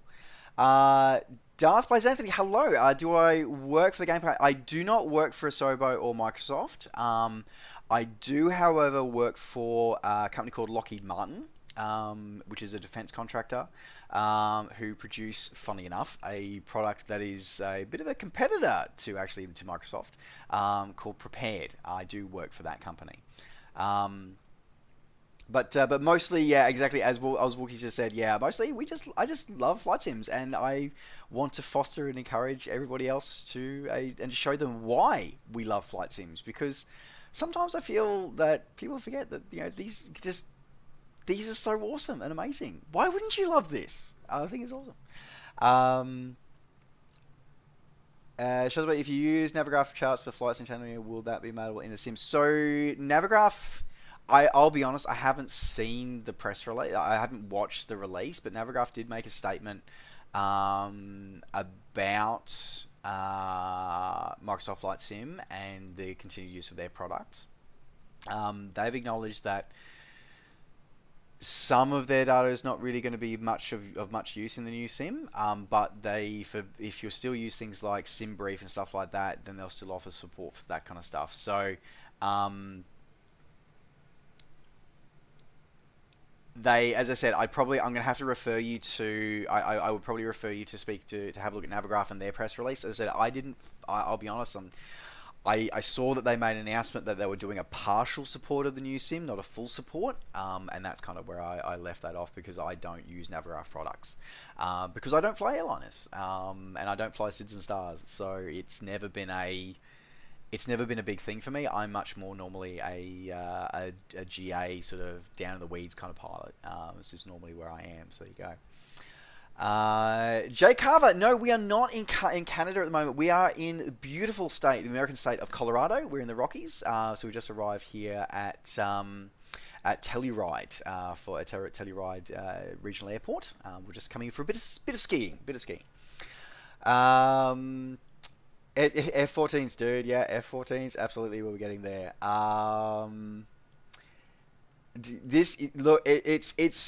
Yeah, look, I would give it a solid 9. It does have a few glitches and a few things that I think, and a few quality of life issues, but absolutely a solid 9 out of 10 for me. Absolutely. I still haven't done my full official in-depth YouTube video review yet, but I started with a couple of tips and tricks videos. The first one went live today, which was going through an in-depth explanation of the settings menu. Apparently, I've caused quite the stir by daring to suggest that 60 frames per second is not a number that we should all be chasing. And saying it's perfectly fine if you only want to settle for 30 frames per second. The next one's coming out will be one about multiplayer and some of the quirks and tips and tricks and some of the things about multiplayer that we've sort of learnt over the first sort of week or so of operation, and sort of how to get the most out of the experience and how to troubleshoot some basic issues of multipliers. They'll be coming out very, very soon as well. Look, absolutely. Look, I have prepared v4. I have prepared v4.5 installed. I have X-Plane 11 installed. 2 copies of X-Plane 11 actually installed. I have Aerofly FS2. I have IL2 Blitz. I have DCS World. I have Microsoft Flight Simulator, and I still use all of them. Maybe this week it's just been purely Microsoft Flight Simulator, but I still use all of them because each of them fill a niche for me. At the moment here in Microsoft Flight Simulator, I don't have a C-47. And I love flying my C-47, and I will continue to fly that in prepared, at least until one comes here in Microsoft Flight Simulator. X-Plane 11 is still my go-to for the few times where I want to do rotary wing aircraft. I'll still do that one as well. And DCS, if I ever get time to fly in it, one of these days, I have a bucket ton of modules for DCS, and I never flew any of them. But I need to at least be able to get to a point where I can start the A10 again. At least I need to get to that point. I very much do. Excellent. Thank you very much. Thanks for joining me on that one as well. Track IT, yeah, they do kind of do that as well. That is true. Alright guys, what I think we might do is, I think we might go for a bit of a flight. Flying the RV7 MS flight. Dude, hitting me right in the feels there, bro. You're hitting me right in the feels with MS flights there. You are hitting me right in the feels. I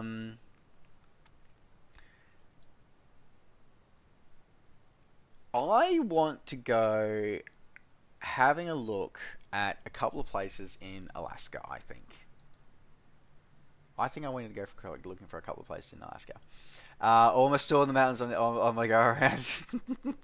This is why I don't use auto thrust, dude. This is why I am hands-on controls for the throttles for the whole time.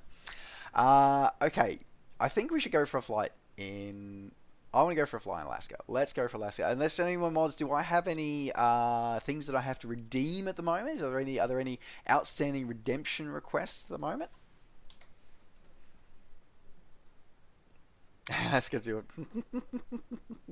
All right, let's jump into the. No, good, excellent. Thank you very much. I just want to make sure. For future reference, everybody, no request for tonight. I think that's a first actually. Aladdin haven't quite updated the bot yet. Let's have a look. But I think. You know what I want to have a look at?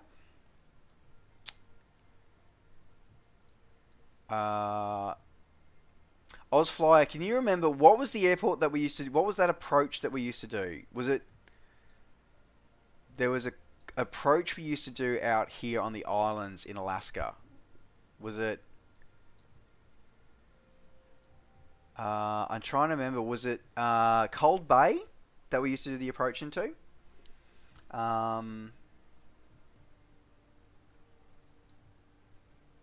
trying to remember if it was Cold Bay or not. I think it was. I think it was Cold Bay that we used to go into. All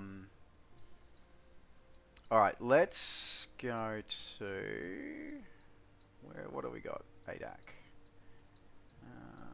All the way at the end of the Aleutian chain. Coast Guard Station. All right, let's look at.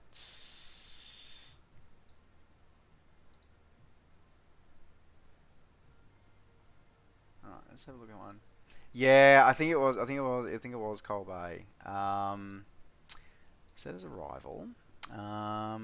That's a lot further than I thought it was. So let's not do that.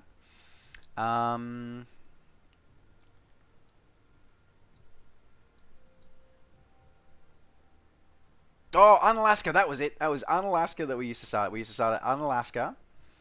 And we used to go to Unalaska and we used to go into Cold Bay. Now, let's change to...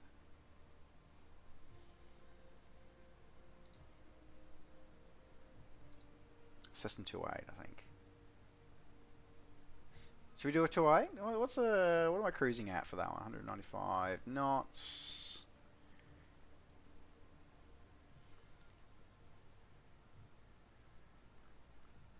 What's the DAR? You know what? I like my DAR. Let's go with the DAR for this one's. But yeah, I don't know. I need to make sure they have a fully functioning de-icing system. So I think we're going to go with the TBM 930. So we'll do Unalaska.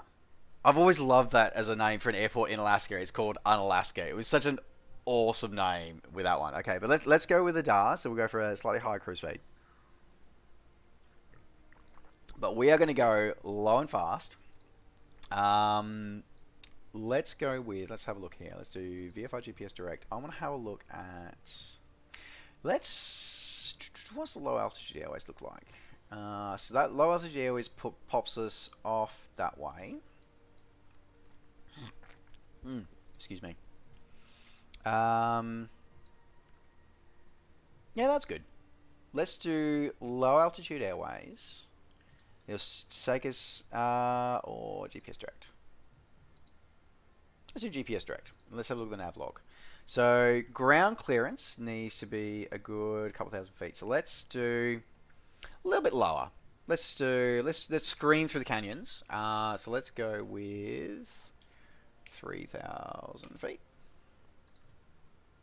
I think that should be, let's go even lower. How low can we go and still have terrain clearances? I think we should be good for that one. The TBM's icing boots, like it was really interesting actually. So the King Air and the TBM's icing boots are really interesting because I flew a couple of times and the aircraft iced up, and then I turned, because I forgot to turn the boots on. I turned the boots on, and actually watching the aircraft de-ice in real time was an awesome thing. I did that actually on the Sydney-Brisbane flight that we did on YouTube. Was that one as well? It was pretty cool. So let me just update the website here for everybody. So there's number here. So we're going to. So let's do at live weather and 10:30 local. And we're doing, what are we doing? PADU, no, PADU to PACD. Cruise speed, probably do around about, let's go 300 knots. And we're going to the TBM 930. It's a recommended aircraft. Okay, let me save that one. There we go. All right.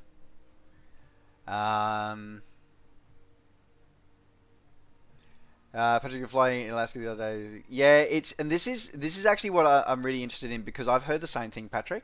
So I'm kind of interested to see it go. Mate, thank you very much for stopping by. Great to see you. I hope to see you on future streams as well.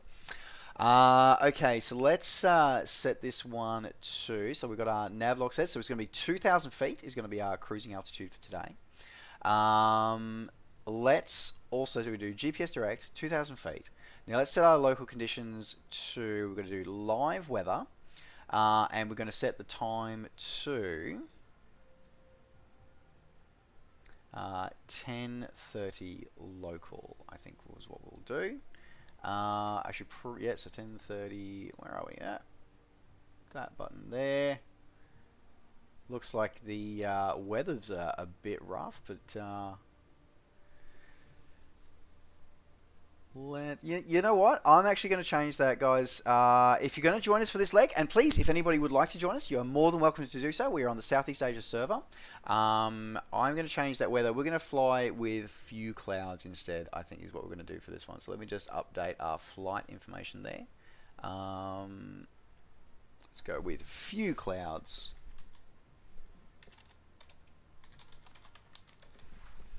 We'll just update our CTAF there. There we go.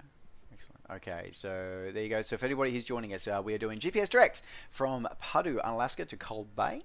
We're going to run with few clouds as the weather, and we're going to run it at 10:33 in the morning. That'll be our thing there. So let's do that one. In 50 MN14 UK, thank you very much for the follow. Welcome to the crew. Great to have you on board. Now they got everything shut down. Let me spawn in. Alrighty.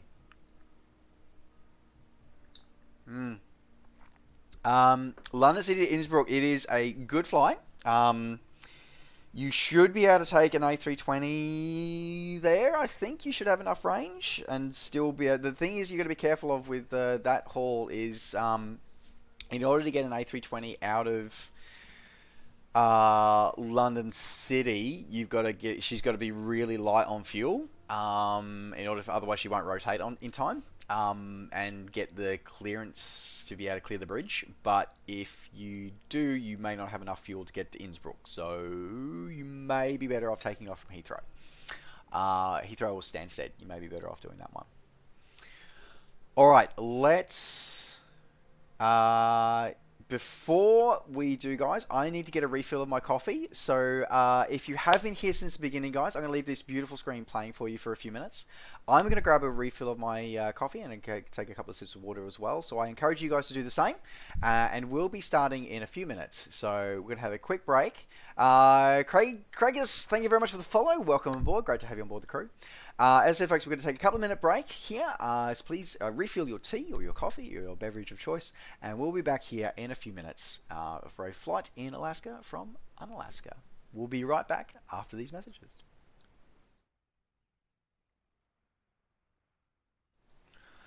Alrighty, hello, welcome back, folks. I hope you have enjoyed that brief break there and you grabbed yourself a drink and a snack. I probably should have grabbed a snack, but also I also feel like it's actually currently Alaska here at the moment in my house. It is freezing. Anyway,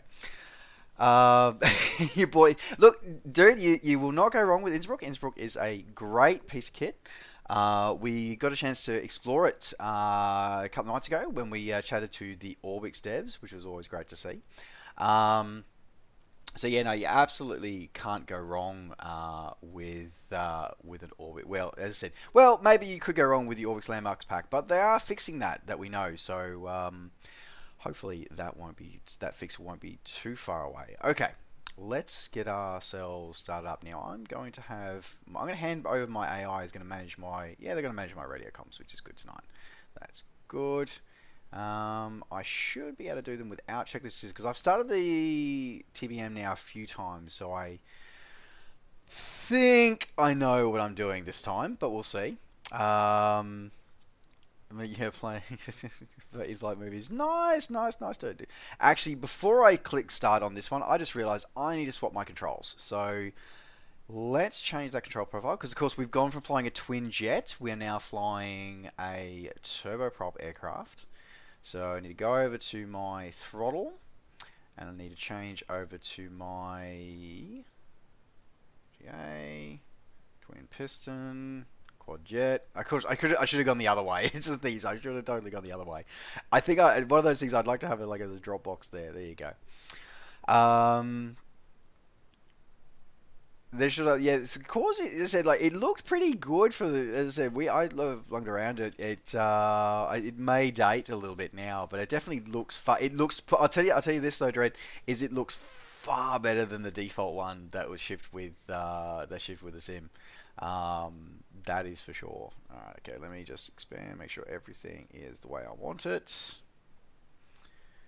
There are no... Yep, that's fine. Relax is this one. Okay, so I can link the throttles here, that's good. There is a cool little clip, I think, on here on the channel of me taxiing the Icon A5 up the little slipway and docking the Icon A5 to the slipway, which I think was kind of cool. All right, let's get this aircraft move up the crash bar. Crash bar is up.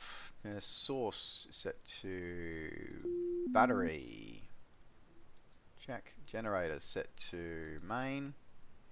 Yeah, set to main. Yeah, set to main. De-ice system lights. Test. Lights. Test. Complete. Fuel on board. Yeah, we've got more. We've got 50% fuel. Yeah, we're good to go on that one. Okay. Engine start checklist. If residual ICT is good. Paul, is my schedule for next week. At this stage, my schedule is Tuesday, Thursday, Friday, Saturday. That is my schedule. I may do it. I said it's actually funny enough. It's actually my birthday on Monday. Actually, yeah, it is actually my birthday on Monday. So I was kind of planning on not streaming that day. But you never know. Maybe it's. I was gonna keep that quiet, but yeah, it's my birthday Monday. I have to work. I have to work on my birthday. It's terrible.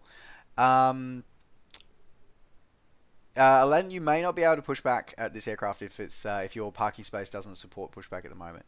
Yeah, ATC ground. I think the Shift P might actually still work in this sim. Actually, I think as opposed to that one. Okay, ignition set to auto. Aux boost pump is set to on. Set to on. Yeah, check. Propeller area is clear. Starter is set to. Let me check the throttle is down there to auto to cut off. Ignition. Starter is set to on. Oh, no, wrong one. 1, 2, off. Look for NG13.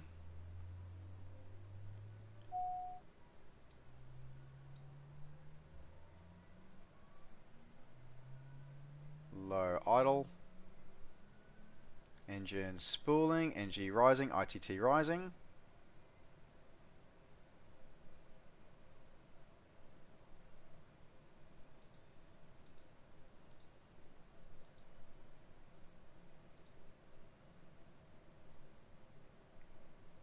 Engine temps are stabilizing. Automatic starter is set to off. Auto, everything checked. Excellent, there we go.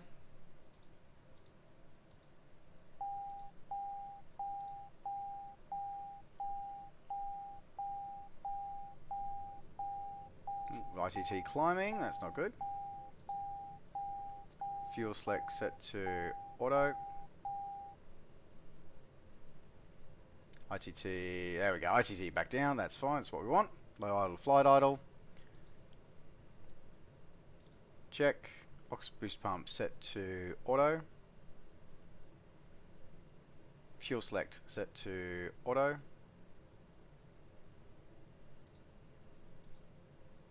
Sell button test. AP trims set to on. Generator set to main, which I think it should already be. Yep. Bleed air set to auto max diff. Check. Alright, before taxi, flight controls are, yep, well, they are good to go. Sorry, chat. I'll just finish my checklist and then I'll get through the chat there. Have a look. Sorry, guys. Be with you in just a moment. Flaps are still up. Throttles, feathered checks, taxi lights. Probably should have been gone before. Taxi lights are on. Nav lights are on. Strobes are off. Taxi lights on. Park brake is off. Okay, we're going to have... Alright, so we're going to go to our lineup yet. Actually, we can probably check all of these ones at the moment. Tick. Landing lights are set to... Landing lights set to on. Nav lights are on. Strobes, we'll get those on when we get to the ignition. Set to auto. Ox boost pump is set to auto. Fuel select is set to auto. De-icing system. Let's turn that on for a start because, as I said, although we're flying in what looks like sunshines, we will be needing this de-icing on. We've got our inertial separator is set to on. Alright, the airframe de-ice on, and prop de-ice is also set to on. Torpedo left and right, stalls are on, inertial separator is set to on, trims set to takeoff, flaps 1 notch set to takeoff. Bleed air is set, altimeters are set. And we are good. Excellent. Looking good there. 24-hour stream on my birthday. No, unfortunately I have to work, so I would love to, but I can't. Now, I am going to need, let's go to Cold Bay traffic. Let's see if I can do Shift P, because I just realized I've just realized that this parking space, if I look out here, I think this parking space has got, I've got a radio tower right next to my aircraft. Yeah, we're definitely going to need to, let's try Shift P. See if I can get a pushback going. Nope.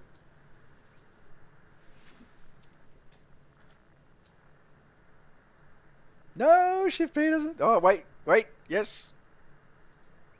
Is that my dude giving me the pushback? Yep, this is the dude giving the pushback. Woo, awesome. While he's pushing us back here, thank you very much, Paul Osman, for the birthday wishes. Thank you very much. Birthday stream. Yeah, we'll maybe do a birthday stream. We'll see.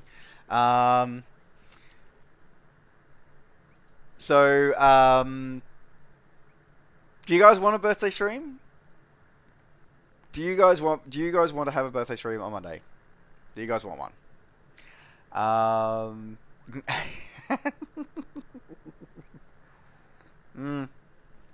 As I would love to do a 24-hour stream for my birthday, but I have to work, so probably not.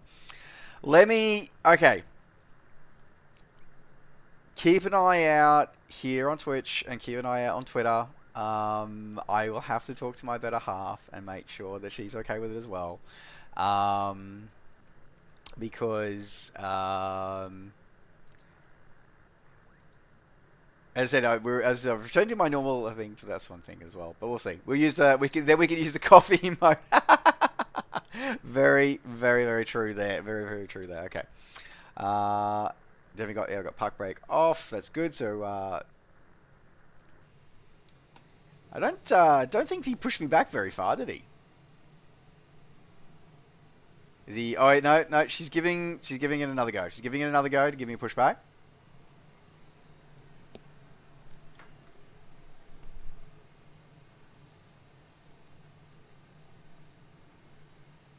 This is the first pushback person that has been terrified of the prop.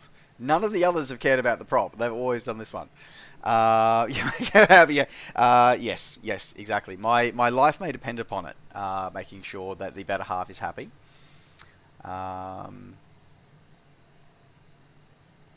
right, you know what? We're gonna have to give up on that pushback because I don't think that pushback's gonna work for us tonight.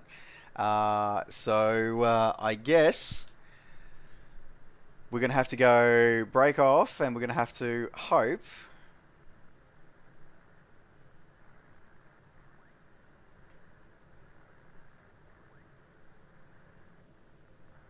I don't clip that anything on the way through.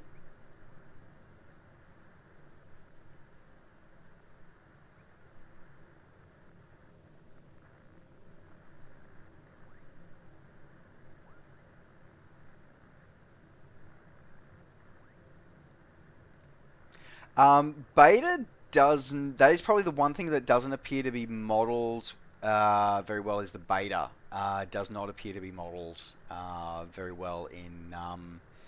I think it's the only thing about this aircraft that is not well modeled is the way the throttles work.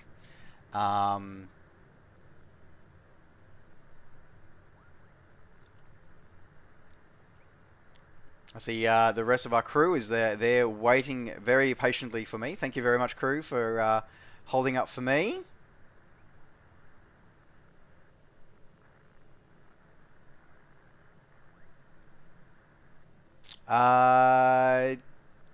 Jacob, how long have I been playing flight sims for? Which one was my first? So, my first one was... Oh, jeez.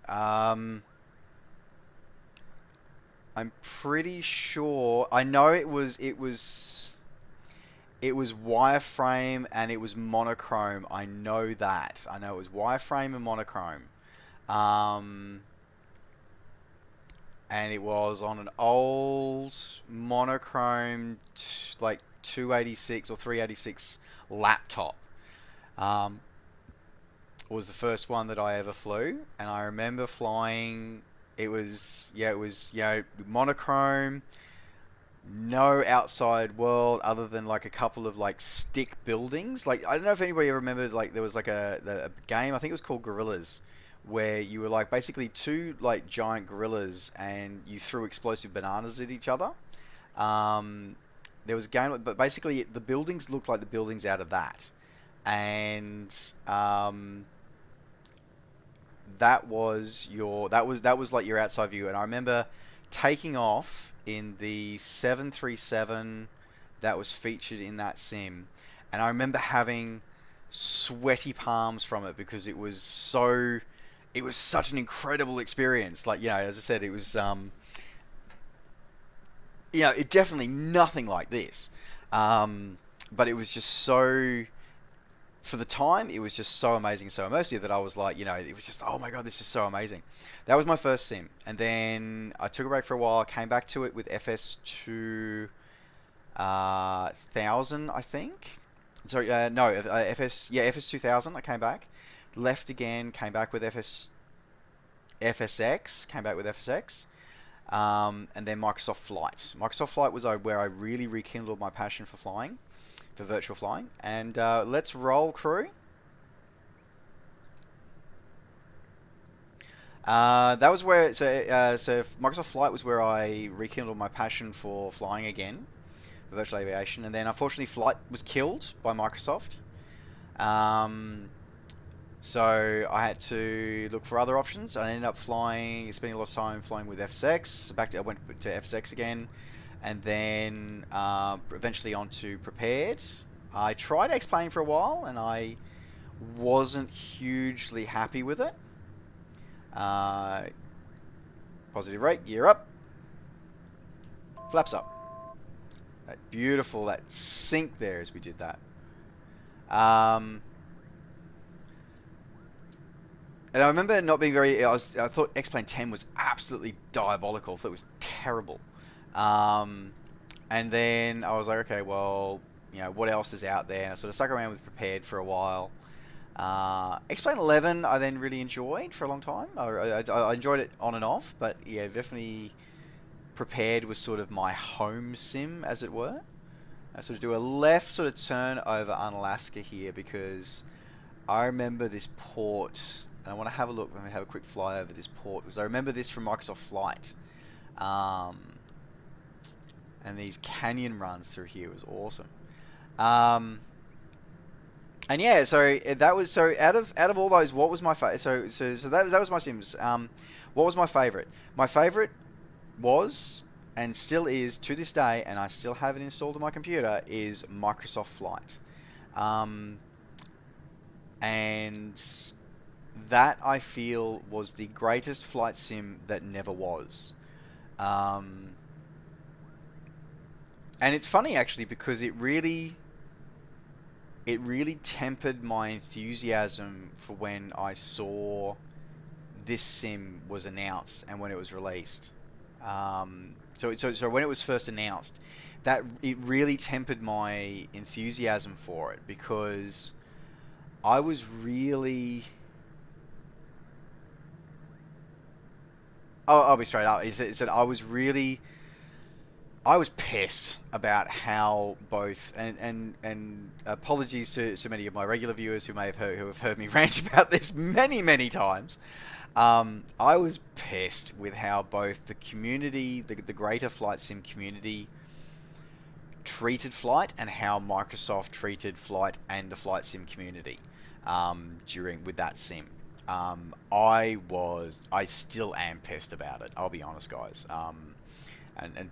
Apologies probably in advance. There's going to be a lot of probably cuss words coming over the next few minutes when I rant about this, because I always rant about this because it still frustrates me to this day that it happened the way it did. And as I said, like, it was... So Microsoft Flight, for those who may not even know, many people have never even heard of it, is Microsoft Flight was the ostensible... It wasn't the true successor to FSX. It was sort of Microsoft's attempt to do actually what they've done here with Microsoft Flight Simulator, is that it was their attempt to try and engage not only simmers who have been flying for a long time, but also to engage a new demographic, to give people that exposure to that fun, that joy, that thing that I'm passionate about, which is that when when we look skywards, that we have that feeling of wanting to that feeling of wonder and joy and excitement, of wanting to be able to sort of tap in on that and be able to sort of go, you know what, this is a great thing to be able to do. So it was their first attempt to actually sort of capture that idea, and rightly or wrongly, it was very, very badly handled, both in terms of the marketing and how it was marketed to the community as a whole, but also to that turbulence as we're going over, because we're going over the ridges right now. That's the mountain tops. That's cool. Detour. Let's go have a look at some seagulls in some turboprops. So Microsoft Flight, yeah, as I said, like, they sort of pitched it at they're trying to find a balance of pitching it between people who had been simming for a long time versus people who they wanted to encourage and give you that wonder, that sense of joy of flying. So they wanted to make it accessible. But in the end, they actually the way they didn't work for either group. And then after the sim had only been in public availability for less than 6 months, they pulled the pin on it and they killed it, which was absolutely devastating, I feel. And I think that was really it was such a shame, because there were so many under the hood technical innovations that sim had that were missed by the detractors of it, that it really frustrated me, because I was like, there's so many things there was so much tech in there that we would not see again in the flight simulation space for another 10 years before we would see it again. Like, it had trees that moved dynamically with the wind. We wouldn't see that in the Sims again in another sim until Prepared V4 brought it in, and in almost 10 years later would be before we would see it again. Alright, I'm going to be very careful. I don't want to overstress this airframe, but I want to see if we can see some of these, the flock of seagulls here in English Bay.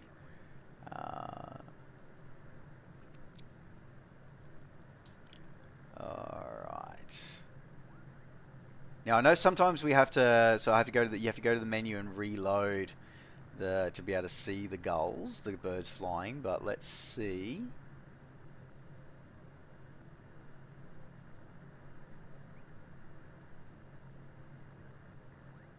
I think we may have to reload to the menu. So, quickly, folks, if anybody ever has this, so thank you very much to my crew for letting me know about this as well. So if we go to our menu and we go general, no, it's not general. It's not general, sorry. It is assistance. I should know this because I literally did a video about this the other day.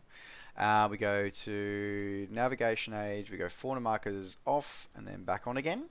And we go save, we go back, and then we should be able to see them again now.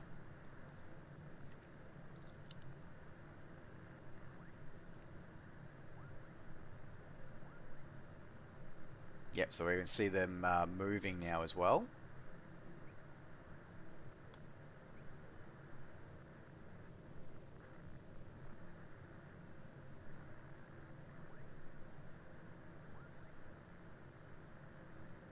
Oh, I'm going to watch that turbulence. That's, as we talked about before, that sort of throw up and throw down effect of the wind when you go over those ridge physics.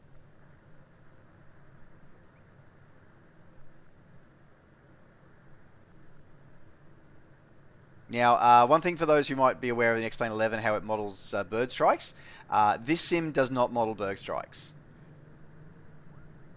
But there are all the seagulls flying over there below us. How cool is that? Alright. I just wanted to see that because that was awesome. I love the fact that there is dynamic fauna here in this sim. That is so awesome. I am so looking forward to being able to, as a developer, I'm so looking forward to being able to put that into scenery that we create, or missions that we create. I am so looking forward to doing that. I genuinely am. Alright, let's, alright, enough tomfoolery. I'll head back up, over this way. So yeah, as I said, so Microsoft Flight, it still maintains, it's my favorite sim. It is absolutely my favorite sim. For the reasons I've talked about before, as I said, because it had so many technical innovations. Was it perfect? No, it wasn't. Absolutely, it had its issues. Ironically, but one of the things that really annoyed me the most about that though was the fact that the wider flight sim community poo-pooed it and absolutely slated it, saying, oh, it's terrible, all these aircraft without proper cockpits, or, you know, oh, you have to, the best one I saw was, oh, you have to buy each piece of the world at a time, you can't, you know, the whole world isn't modeled. It's like, well, actually, no, the whole world was modeled, just, it was all just brown or blue, like, you had to pick up individual areas. But then you look at other sims now, and you look at the way games are sold now, like DCS World and the Simulation World, or The Sims. You know, you buy each piece of the world separately as separate DLC. It was ironic because all it meant is that Microsoft Flight was literally just about 5 years too far ahead of itself, is all it was, which was really ironic. And it was fascinating that, you know, as I sort of saw that, as I saw the gaming world evolve, it was really interesting to sort of seeing how far everything sort of changed, and I was like, well, this is interesting. So yeah, it's interesting. And I just realized that white line there sort of shows where your altitude is, and if you would pass over that world, that's cool.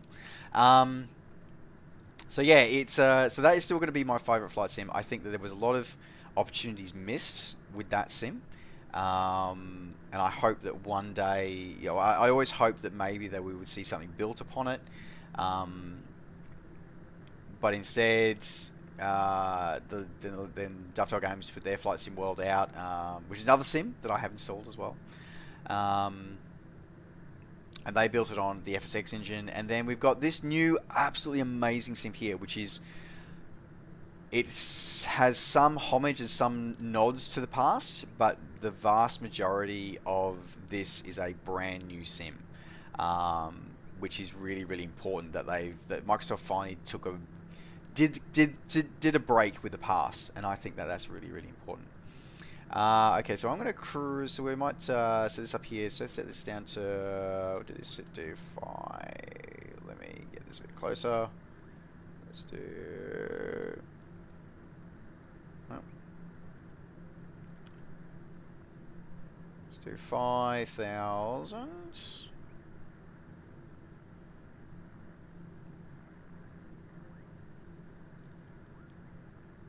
Let's do 5,500 feet. So I'll do flight director on, your director on. So we've got nav course, so let's go AP on, nav on, and then let's go vertical speed, and let's go, make sure we go down. And give me a chance. So I was going to hand fly this one, but I will briefly put it on autopilot so we can catch up and chat here. Because I'm sorry, chat. I sort of got off on my tangent there, and I wanted to sort of get through that one as well. So we do that. I might actually drop that altitude. Once we get past this peak here, I'll drop my altitude. But there you go. All right, let me catch up on chat here in a second, fam. So one moment. And said, look at that.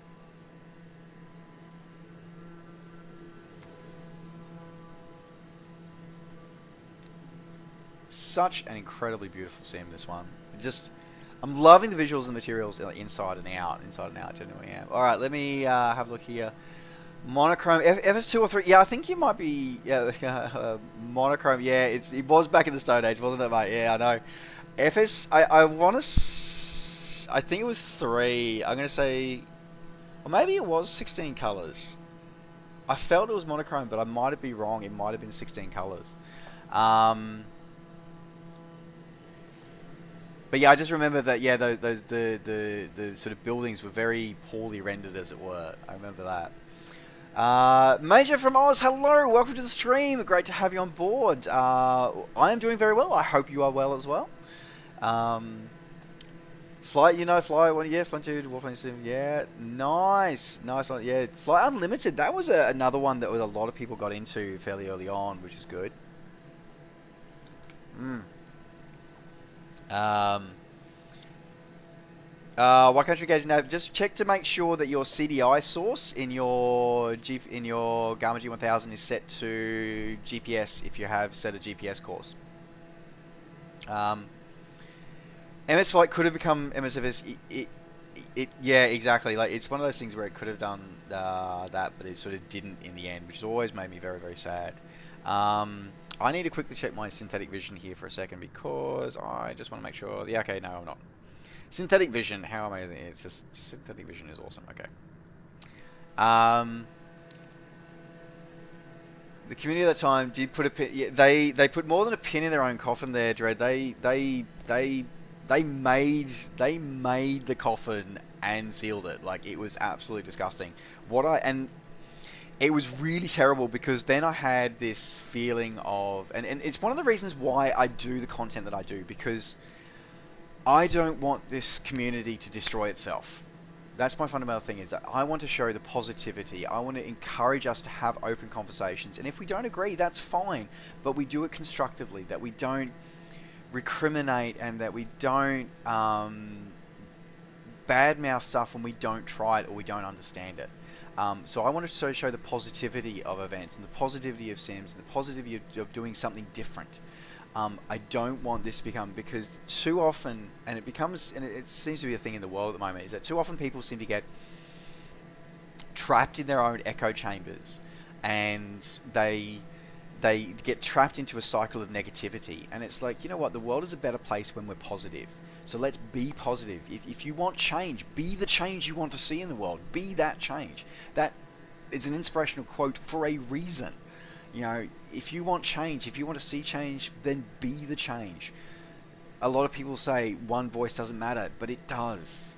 You know, yes, you might just feel like it's just your voice, But if when you speak, other people hear you, and then other people realize that they feel the same way, or that they feel that, you know what, there is a different way, try something different, be different, experiment, and then that shows that we can all change it, we can all grow, and we can all learn together. So that's why I really wanted to, it's one of the reasons why, because I started making content back here with Microsoft Flight. This is when I started making content. I still have my first video on YouTube is still there. It is still there to this day. It was it was me making an ass of myself flying the P-51 in Microsoft Flight. And then I recorded all the challenges, a lot of the landing challenges I did as well. And all of those videos are still on my YouTube channel. If you want to go check them out, they are all still there.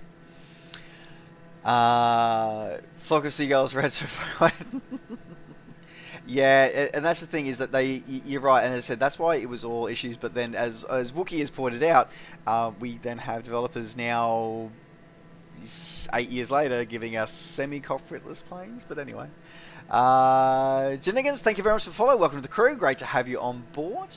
August elephants, but they were only in missions. That's right. Whereas they're not in the free world as this one was. Stone Lance was an awesome dude. He was so good and stuff as well.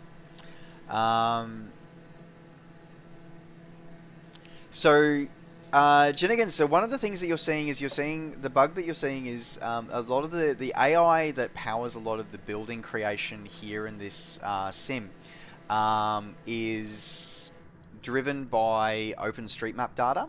So if OpenStreetMap data, and it has a lot of information in it about things like building height and road heights and terrain elevations and stuff like that. So all of that information is contained in the OpenStreetMap data that the AI then interprets. So it then looks at the satellite imagery and then overlays the OpenStreetMap data and then interprets and then produces the buildings that we see. So what you're seeing is some interpolation errors. It's going to happen. At the end of the day, FSX had some awesome Easter eggs that were never fixed. And Black Shark AI and this sim is going to have the same. And the more we can be respectfully and politely and sort of constructively report them, we will see them fixed eventually. So there was an awesome one in Melbourne, Australia, where it was like a 700 foot, like an 800 foot tower, because somebody had actually edited the data, because OpenStreetMap data is open source data. You can edit it whatever you like, and they'd actually edited it and made this building that high. It's hilarious actually how they figured out how to do it. Paul Osmond, thank you very much for redeeming the hydrate. Let me get to that one.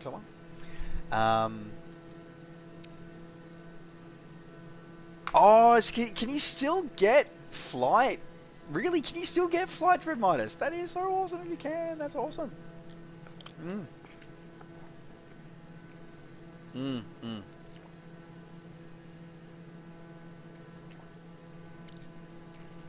Actually, Oswoogie, yes, sorry. Yeah, quick technical question. FSX normal map breakdown, red to alpha invert. That's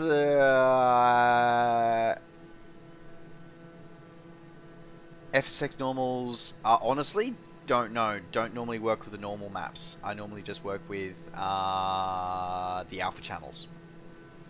So, chat to... I'm trying to think who's best to chat to for that one. That would probably be... chat to Tiger. Chat to Tiger about that one. He has all that information. Tiger will have all that information. Frugal, thank you very much for the follow. Welcome to the crew. Great to have you on board. All hail the monolith. Absolutely right, no blue. All hail the monolith. Oh my god, we totally should we should totally get some cubs, fly there, and get that scene out of 2001: A Space Odyssey, except with cubs surrounding it instead of apes. We totally need to do that. That would be totally cool. 1175. I see someone back there. Sorry, I've actually got my tags turned off at the moment, but I know I see somebody just near me. That's awesome. The mod is a monument. That is so cool. So yeah, so can I guess? Yeah, so what it is, and as I said, the Black Shark AI is not perfect. That is absolutely for sure here. Um, so for example, the Washington Monument in the US, for example, in Washington DC, it's been rendered as an apartment block that's, I think, 500 feet high. Um, that is kind of the issue for that one. Yeah, the white fluffy stuff could be a little bit dangerous. Hey, I've got de-icing on, so but hopefully we should be fine.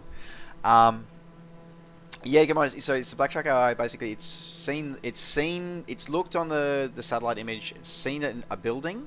The OpenStreetMap data has said that building is that high, and it's put a tower, it's put an office block there that high, instead of the Washington Monument, because that'd be a custom POI. So that's AI driven.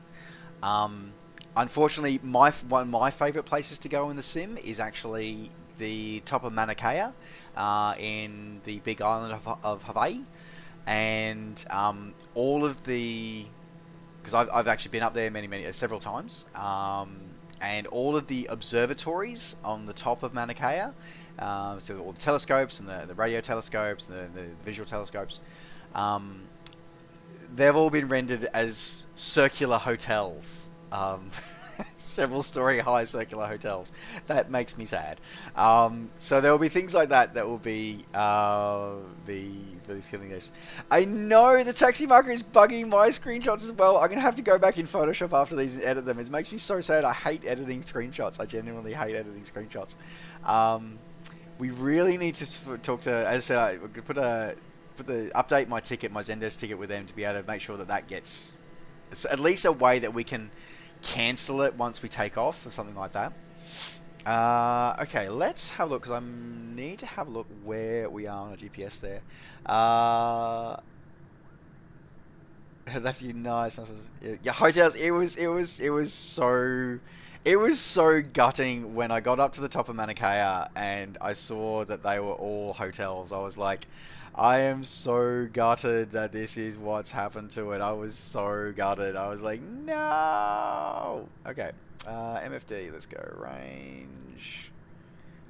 Okay, so we are going to want to either climb or we're going to have to go off course. So I'm going to go manual again, because if I go this route at this altitude, we are going to end up going through a mountain, and we don't want that. So we are going to go a little bit off here. I'm going to back the throttles off. We're going to go down a bit lower. We're going to do a bit of hand flying down at low altitude again today.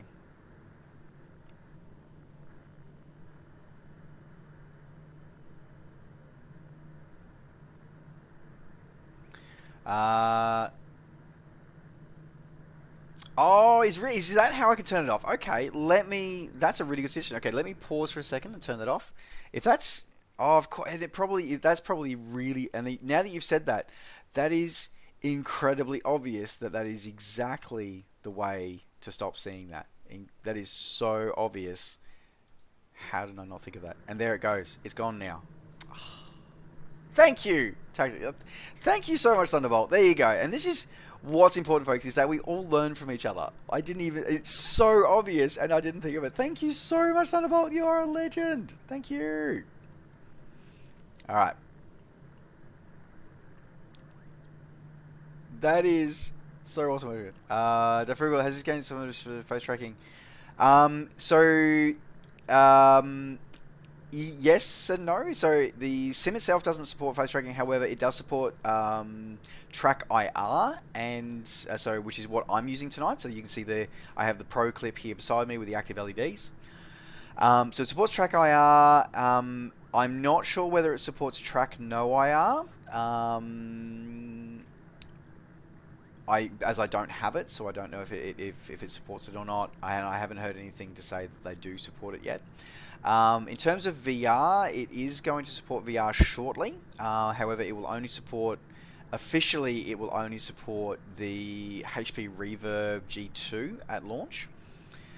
There is plans to bring full support for other VR headsets into the future, but not yet at the moment.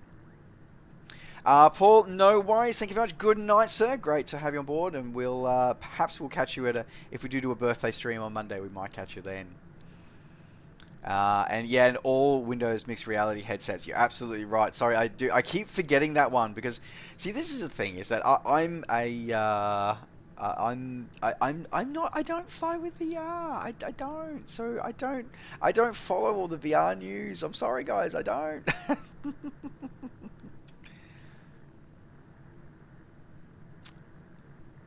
Well, yeah, as I said, I know it only officially supports Track IR, but generally speaking, um, Track No IR generally, if a game supports Track IR, generally Track No IR supports it as well.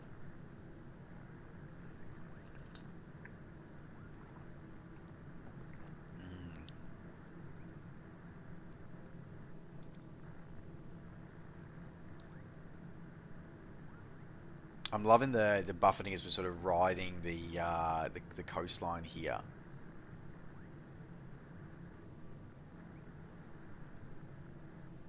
Yeah, yeah, kind of supported. I think that's a.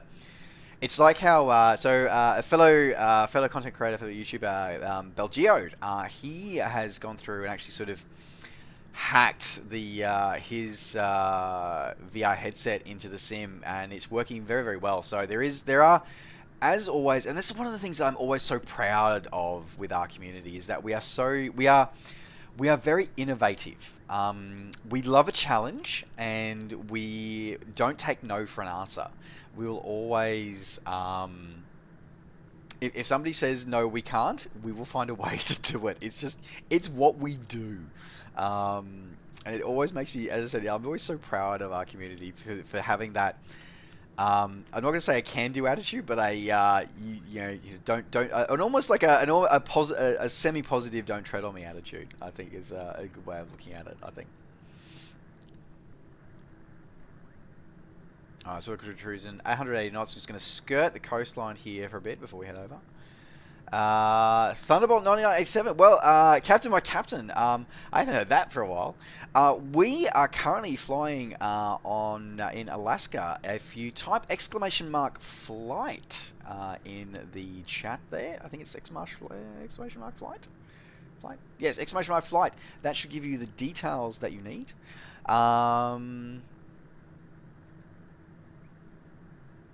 So we're kind of currently about half-ish way. If you look for us on the map, one of the great things is you'll be able to click on us and use that as your start destination, so you can start in the air behind us and be able to fly through there as well. Lateral slips to do a bit of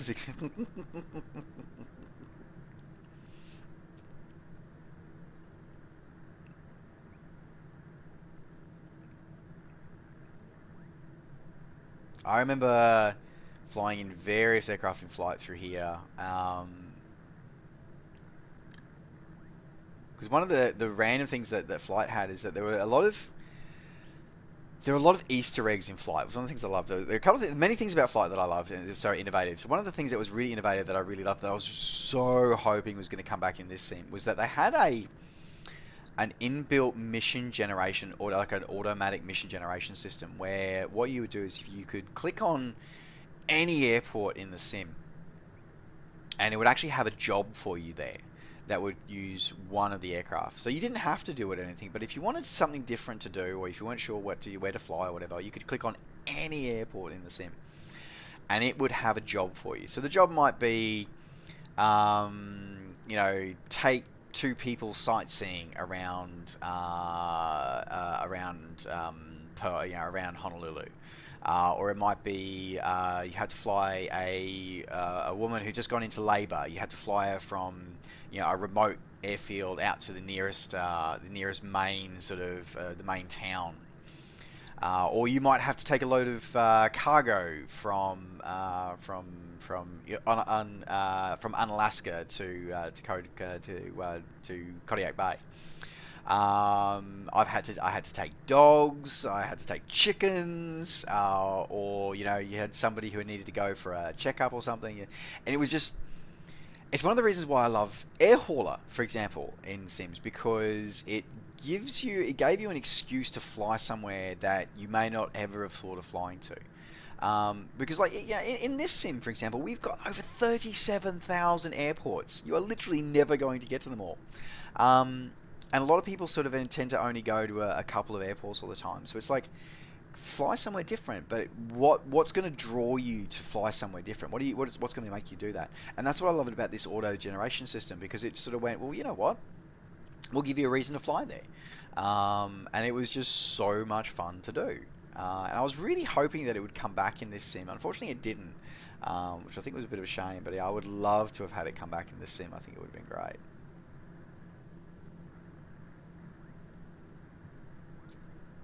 Alright, let's have a look through here. Maybe they will add it on later on. I really genuinely hope they do, Defrugal. I really, really hope they do. Or maybe we can find a way to be able to inject it into ourselves third-party wise or something like that. So the Flying Cowboys last year, nice. Yep. Nice, was fun. Found today very unique for CP4F. Nice.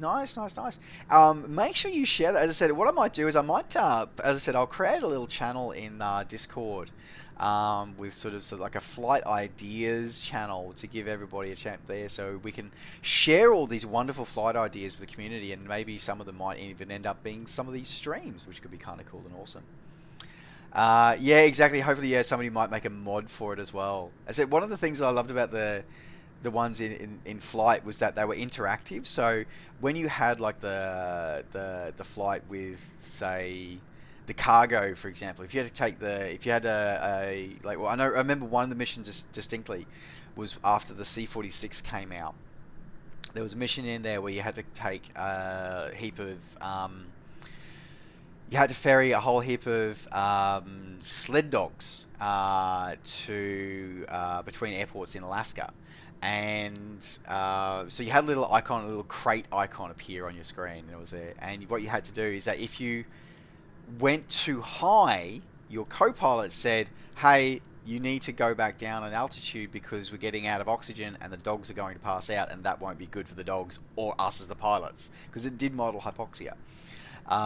So that was one of those cool little side things. It was kind of awesome. And then if you had like fragile cargo, if you maneuvered too hard, it would break the cargo, and you could see that, and you would hear your co-pilot sort of talking about it, or you would hear the dogs down the back barking if you maneuvered too hard. It was so cool. Thank you very much for this. The Orbix update is out for London. The update for Orbix London is out. Oh, that's fantastic. We will have to go and have a look soon, won't we? That'll be awesome. Trent Palmer said officially he's partnered with some good days to do a nice Freedom Fox in areas. Nice. Yeah, the Freedom Fox is going to be awesome. Awesome. Thank you very much, Vash. That is awesome. Thank you. Absolutely. You can join the Discord. And Mr. Wookie, thank you very much for shedding it for dropping into the stream there. That is awesome. With FS Economy. Nice. Yeah, I saw Alex, the Northern Alex, another great YouTuber and a friend of mine.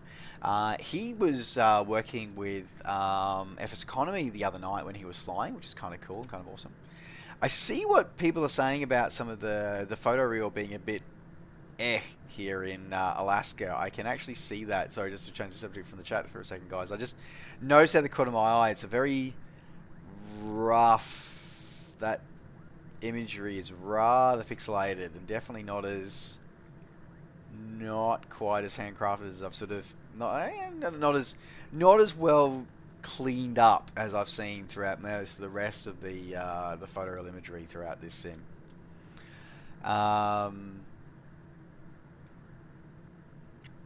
Avoid the big tires one is not good. Oh, okay, all right, interesting to know that one. FS passengers, we see, this is why I like Trip So Trip. This is one of the reasons why I like Air Hauler, for example. So Air Hauler 2, especially, is Air Hauler 2 sort of combines FS Economy and FS Passengers, because you can fly freight and cargo, or you can fly passengers as well. And you run your own company with economy and stuff like that. So I kind of like that one. So I think it's pretty awesome with that one. So.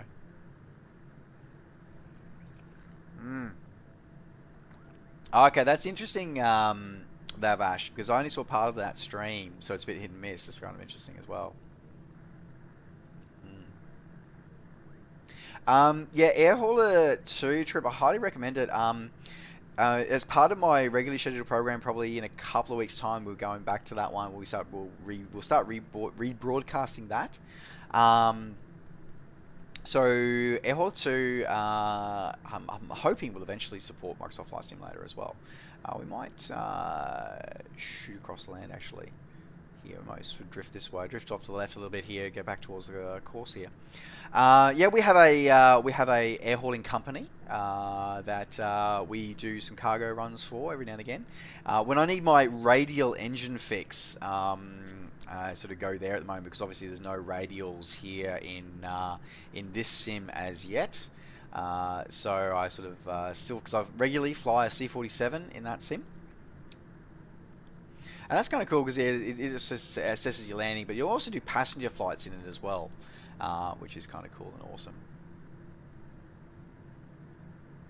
Yeah. Well, I knew Slopey was waiting to see the SDK, and I haven't caught up with him since the release yet to sort of have a chat to him and see where he's at with it.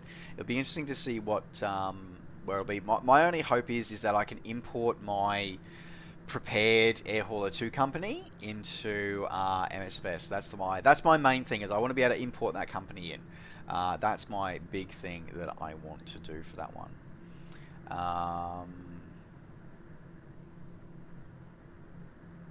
Yeah, no, absolutely.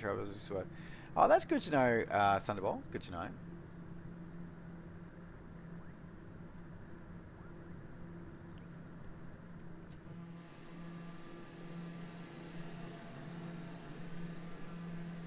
Let's have this one.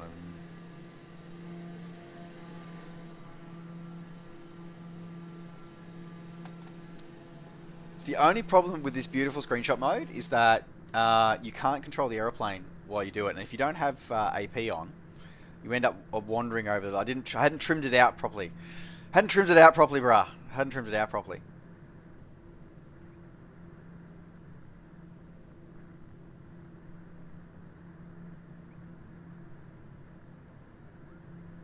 It's very bumpy through here, Aladdin, because of the air masses moving against the mountains here, and the fact that you have the cold air masses meeting from various different parts of the Arctic here, and hitting some of the land mass, which will still be warm. Because remember, we are actually flying.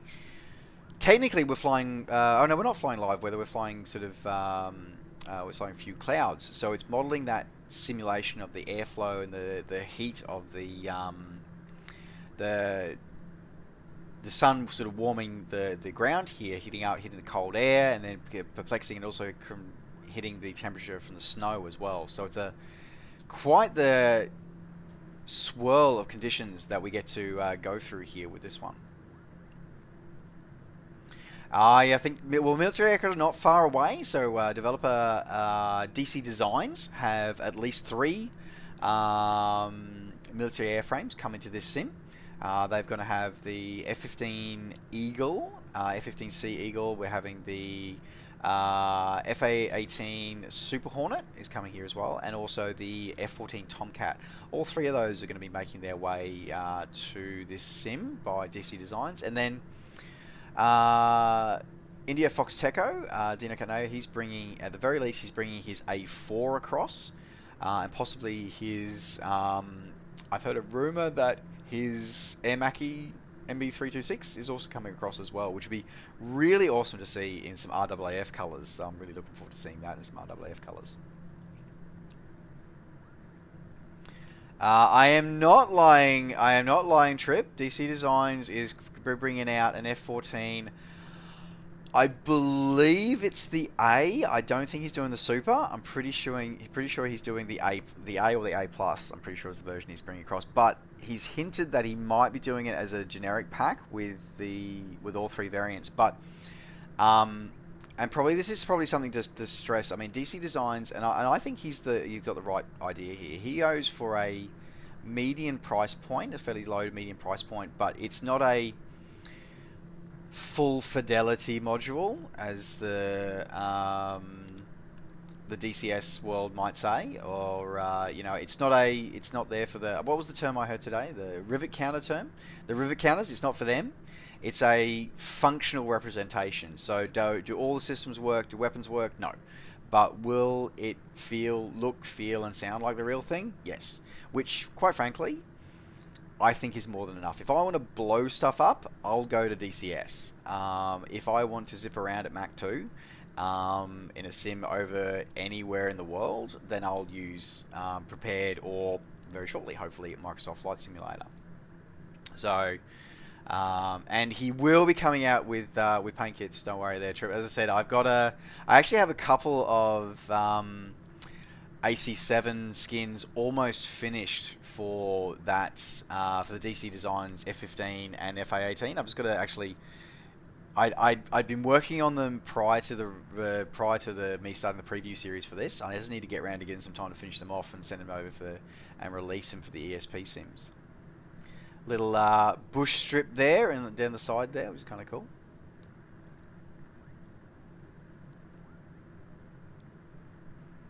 Wow, even that remote bush strip I can see from up here already actually has a slope runway sloping down to the water. That's cool. It's got a slope runway and a little bush strip like that. That's cool.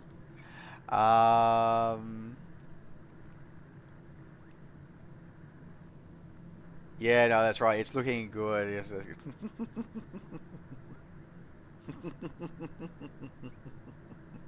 The A10 would be kind of cool as well. I must admit, yeah, you're absolutely right. The A10 would be pretty awesome as well. Yeah, no, you're absolutely right. Absolutely right. No worries.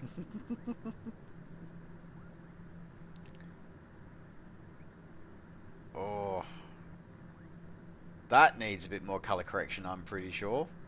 So if I remember correctly, there is actually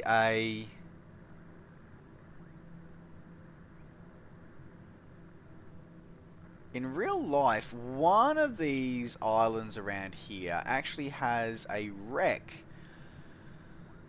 of a C-47... No, a B-24 Liberator, I think, is one of these islands around here. There's a wreck of a B-24 Liberator and a wreck of a... and there's a wreck site of where a Zero landed as well. Because I remember that was one of the things I think I was shooting off on a tangent before about Microsoft Flight, because they had some really cool things. Like they had the missions we talked about just before, but they also had error caches, which are sort of little adventures and sort of rewards and things to sort of fly and grab. But they also had little Easter eggs where it had pieces of aviation or local history modeled in the sim that you could actually go and have a look at. Like, for example, they had little aircraft wrecks, which are there in real life. You could go and visit them in the sim, and that was so cool, and it was such a really neat little thing to have. And it was something that I kind of hope that gets put. It was, as I said, I haven't checked them out. We should maybe do a bit of a scavenger hunt. I've got all the information about the old wrecks. I should see if maybe somebody from the dev team slipped them in, or maybe again it's a little bit of an exercise we can do as a test thing. We might start doing that as a pack there.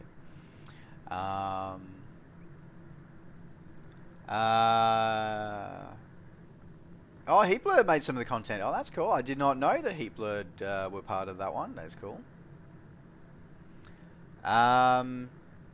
The mountain in the far distance will probably go left of it and circle back around. Because actually I don't think will we need to? Yeah, we'll go we'll go north of the north side of that mountain up there.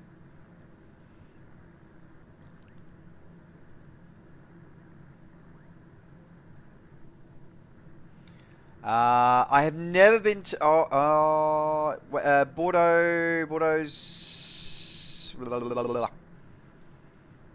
Bordeaux's not near Calais, is it, Dread? Joe Midas.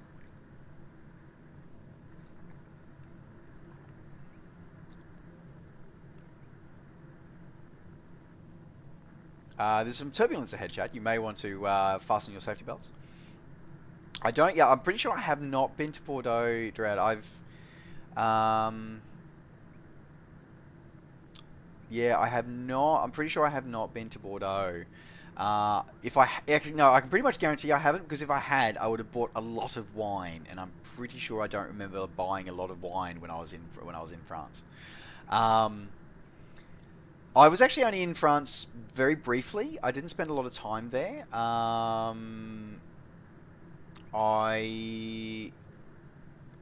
Southwest of France. Yeah, no. So yeah, no. I did not. I was not in Bordeaux. I passed. Yeah, so I was in France only briefly. So I visited. I spent most of my time when I was in the continent, when I lived in Germany for a while, and spent a lot of time in Switzerland as well. I sort of ducked a couple of times across the French border, the French-Swiss border.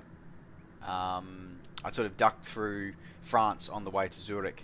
So not on the way to Geneva. I did that a few times. Otherwise, I stopped in Paris for a few nights. But yeah, never. I sort of really.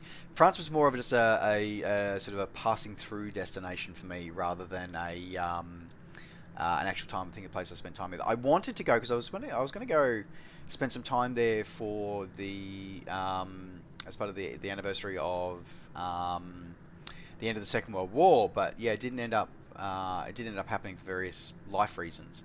Because I'd love to have spent more time in France.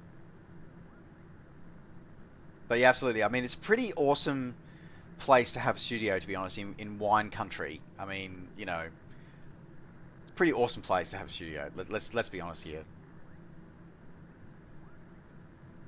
Okay. Let's go to our high altitude view here.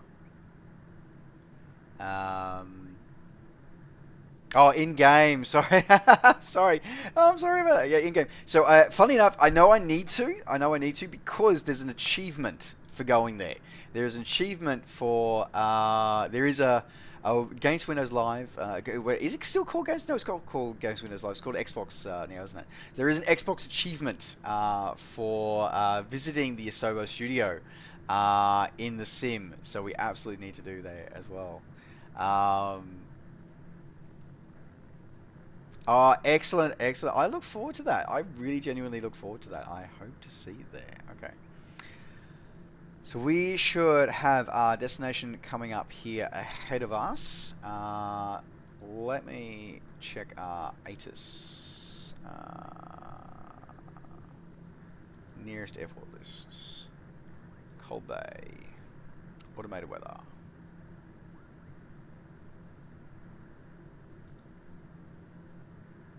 Interesting how it's not... Papa Alpha Charlie Delta Automated Weather Observation 2300 Zulu. Wind 256 at 7. Visibility 7. Sky condition, few clouds at 1,000 feet. Temperature 15C, dew point 13C, altimeter 2992. Alright, 256 at 7. Okay, cool. So we will do runway 26. Papa Alpha Charlie Delta traffic day or November Oscar Victor Alpha 246 miles southwest 4,800 feet inbound to land runway 26. Alright, throttle back.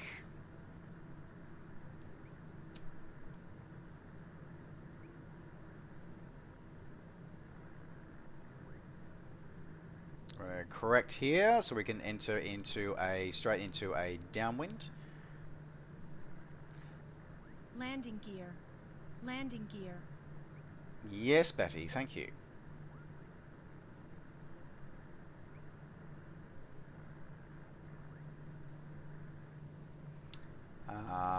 You know what? I'm looking at that runway 26, and that's a really short runway. Because that's got a displaced threshold, I think.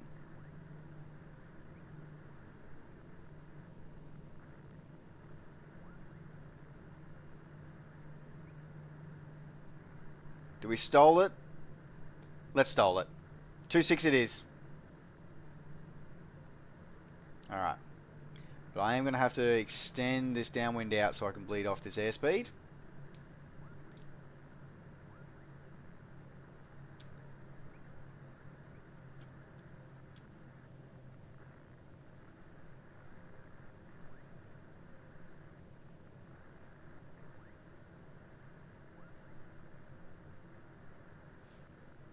Alright, 175, 170 knots.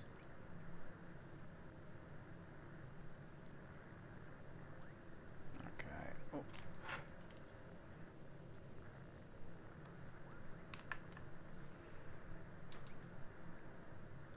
Gear extending.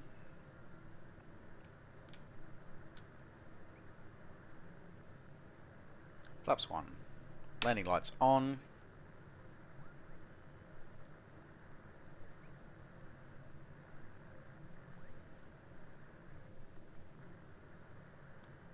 Flaps 1.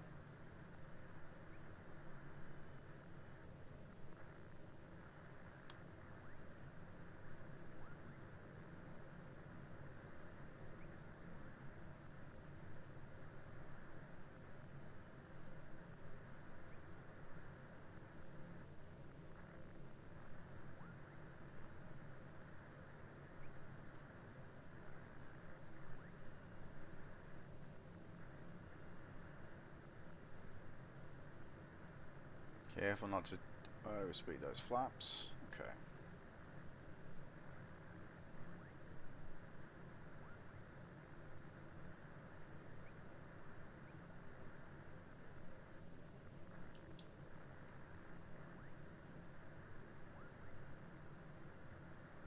Papa Alpha Charlie Delta traffic day or November Oscar Victor Alpha 24 is on final runway 26 to land.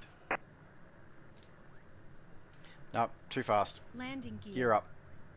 Going around.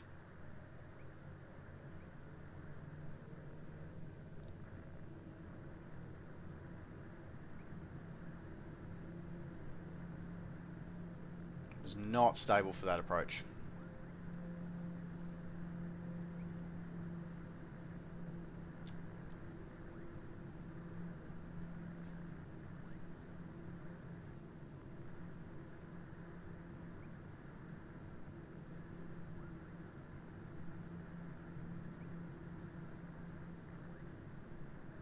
Papa Alpha Charlie Delta traffic day or November Oscar Victor Alpha 24 going around.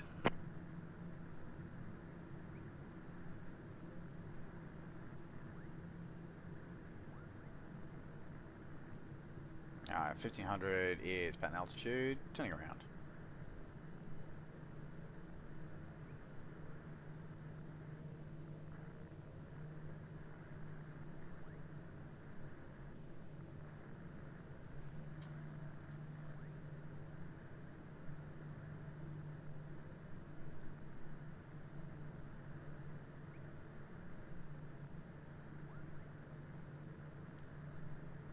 Alright, establish on downwind.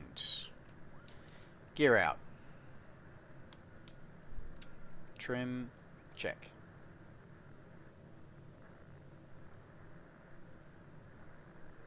Push the torque and speed is good. Gear down, 3 greens. Check down.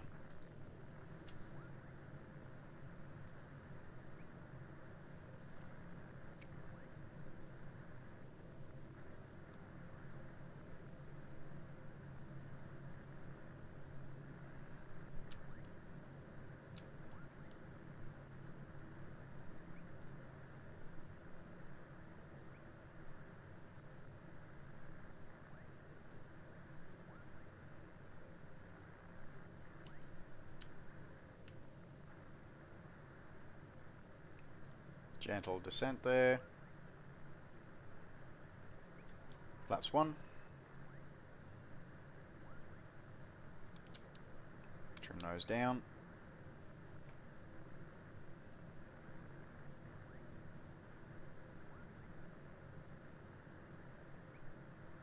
Drop them through 1500.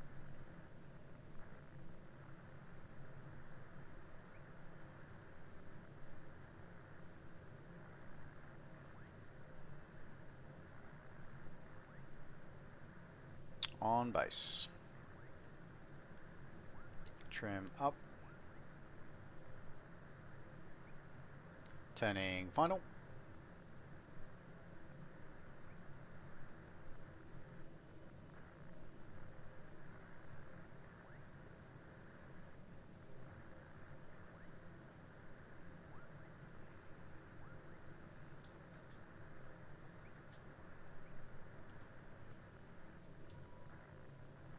Flaps full.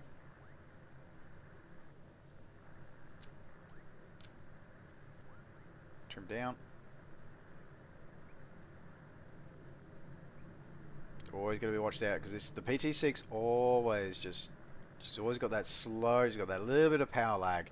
Any turboprop, but especially Papa the Alpha Charlie PT6s. Delta traffic day or November Oscar Victor Alpha 24 is on final runway 26 to land. Trim nose. 85 knots. On final. Bit bumpy as we come in. Little high.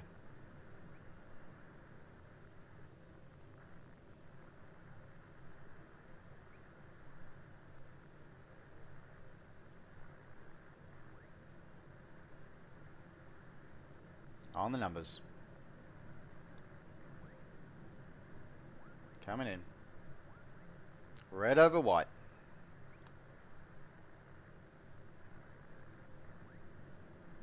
Let her flare.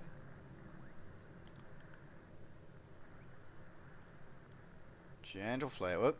A little bit steep there. Flare. Gently down.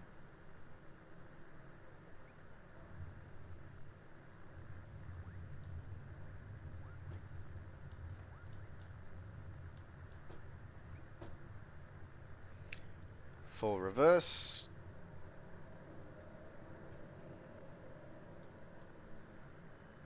Okay, there we go.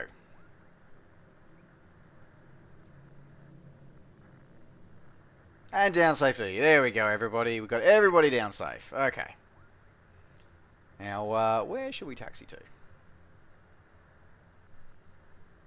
A ramp over there. Let's taxi the other ramp. I think I see some of our fellow aviators over off to the side there. Let's taxi there.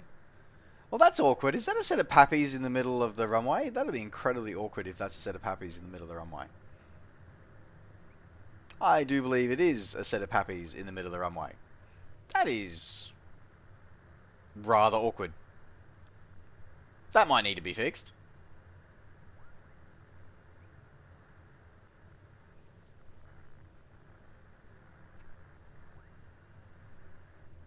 Alrighty, let's taxi away. We've got all of our fellow aviators already down there.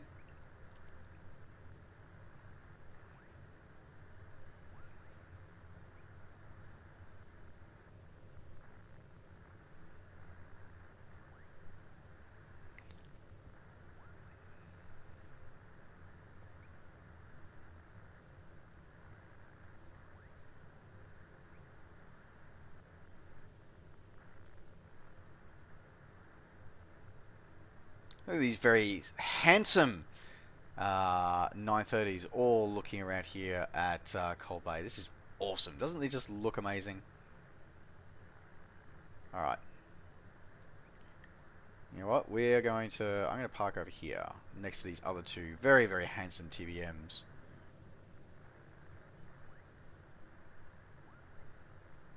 Now see if I can make an absolute mess of the parking here. I promise I can parallel park in a car. Whether I can do it in a flight sim is a whole nother issue. Absolutely, you can join the Force Ship. More than welcome to. Please join us here, folks. These two guys have making this look absolutely amazing. These two are making it look easy.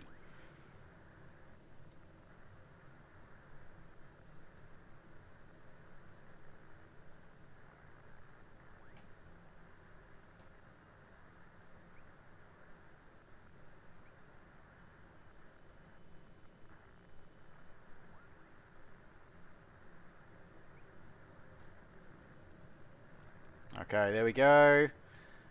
And put our parking brake is on. Aural warning, okay. Yeah, thank you very much. And then we can go across here. And to full cutoff. There we go. Engine cut and shut down. Pitot heats are off. Prop de-icers, fuselage de-icers are off. Bleed air set to off. There we go. And then we got our systems here. So let's go these guys to off.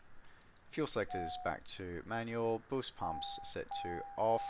Ignition set to off. Starters off. And avionics buses off. Batteries off. Strobes, lights all shut down. And crash bar is down.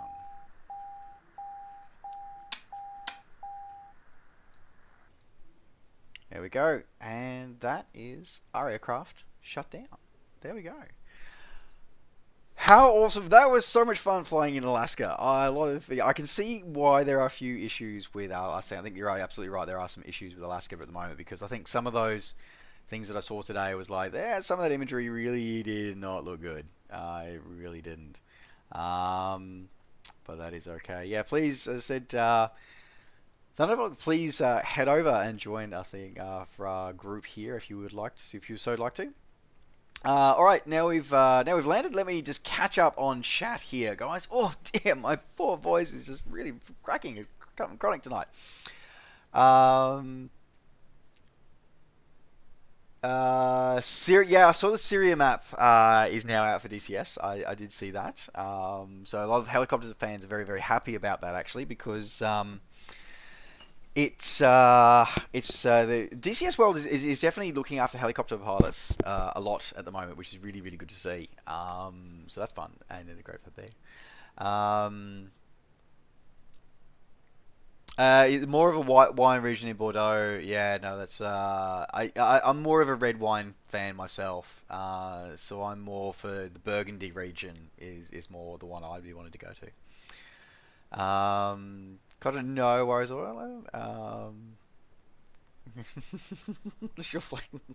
Yeah, I'll try not to hit forklifts this time when I'm taxiing around. So interesting when it seems to render landing gear only when you get closer to things. So it seems to have it. What it does is it drops out certain details the further away you get. For example, we found in last night's stream we saw that we saw buses floating at the airport we were at until we zoomed in a bit, and then we saw the wheels underneath the buses. So it's one of the ways that it's one of the ways that it actually saves frames and stuff like that as well. I agree with you, Thunderbolt. Yeah, well, we get up. Yeah. We'll ignore the white arc and my flaps for a second there, Dread. We'll ignore those. The King Air 350 is beautiful in this sim. I do really, really love it. I think it's got a few issues. I've got a few issues with the way the autopilot's modeled. I understand that in the real 350i, the 350i ships with Proline avionics as opposed to the Garmin avionics that have been modeled in this sim with it. But the way the autopilot operates and the interface with it, I can't put my finger on what I don't like about it, but there is something I don't like about it. The example at landing on shore, this is very, very true. Thank you very much, Trip. This is awesome for this one. 750 meters landing distance. Yeah, we were fine. Can you go rogue and fly anywhere? Absolutely, you can fly anywhere in the world. Caspix, welcome to the stream, by the way. The whole world is modelled in 1-to-1 scale, so you can fly anywhere on the globe. We are still currently awaiting the Flat Earth DLC. There is a petition that has started for Flat Earth DLC. But no, you can go, you can fly anywhere around the globe in real time, in anywhere on this one. I highly recommend that, yes, if you did try. If you're not sure whether you like the if, as I said, if you're new to flight simulation, not 100% sure, one of the great things that you can do with this sim is that because it's available on Xbox Game Pass for PC, if you're not 100% sure if it's going to be for you or not, and you don't want to, not sure if you want to commit to the full price yet, pick up Xbox Live, Xbox Game Pass for PC. The base edition of the game is included. Give it a try, and if you enjoy it, absolutely, then I highly recommend that you invest in it. And because believe me, I think you will. And it is a passion and an addiction that we all share in this amazing community. Yeah, exactly. Yeah, it says, I think it does, Vincent. I think it does. Yeah, no. So it's a file size and file type limit as well. But if you publish it on like a YouTube channel or a Vimeo or something, you share us the link in there. That'd be awesome. Yeah. Yes, absolutely, yes, absolutely. Um, we may follow, we won't. I'm not actually going to be streaming tomorrow night, guys. So Sunday night is going to be my night with my family. So I will not. There will be no stream tomorrow night. But you guys seem to sound like the idea of a stream. So normally I don't stream on Monday nights. But we might do a birthday stream. Keep an eye out. Pencil us in for a birthday stream on Monday night, guys. Pencil that in. Otherwise, we will be back to our regularly scheduled programming of Tuesdays, Thursdays, Fridays, and Saturdays. We are regularly scheduled program. But tomorrow we are having a night off. So there you go. Unfortunately, I wish I could spend it with my fiance Aladdin. I wish I could, but unfortunately, she's 15,000 kilometers away. But we will spend the night together virtually. So, but thank you very much for your thoughts there. Yeah, it's currently one of the challenges of being in international relationships at the moment. Yeah, exactly. We often have we have Skype and WoW dates is what we do. So there you go. All right, guys. Look, this has been absolutely amazing. I hope you guys have had a lot of fun tonight. I know I have. I always have fun when I get to spend time with you guys because you guys are absolutely amazing. Thank you so much for being an awesome community. What I'm going to get us to do as we round out our stream tonight, that's right, Taylor, no problems at all. As I said, most of the streams that I do will be more than welcome for people to come along and fly with us for most of our streams. Every now and again we will do ones that will be closed off, but most of our streams you guys will be able to. I'm more than happy for you guys to join us. As I said, we're going to set this regular thing up here so you can all be part of that. But guys, what I'm going to do is that we're going to organize tonight. We're going to raid Marichu. So we stopped in and saw her on a previous stream. She's experimenting now. She is brand new to the world of flight simulation. This is only her second time flying in a flight sim. So I would be incredibly grateful if you guys would be able to join me in raiding her channel and showing her some of the amazing love that we all show to all of us in our community here. So let me just get this all ready here. Let me just make sure that I spell her name correctly.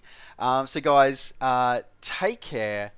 Safe skies to all. We will see you on the next stream, and please join with me in sharing the love over with Marichu with Flight Simulator. Take care. Safe skies to all. We'll see you next stream.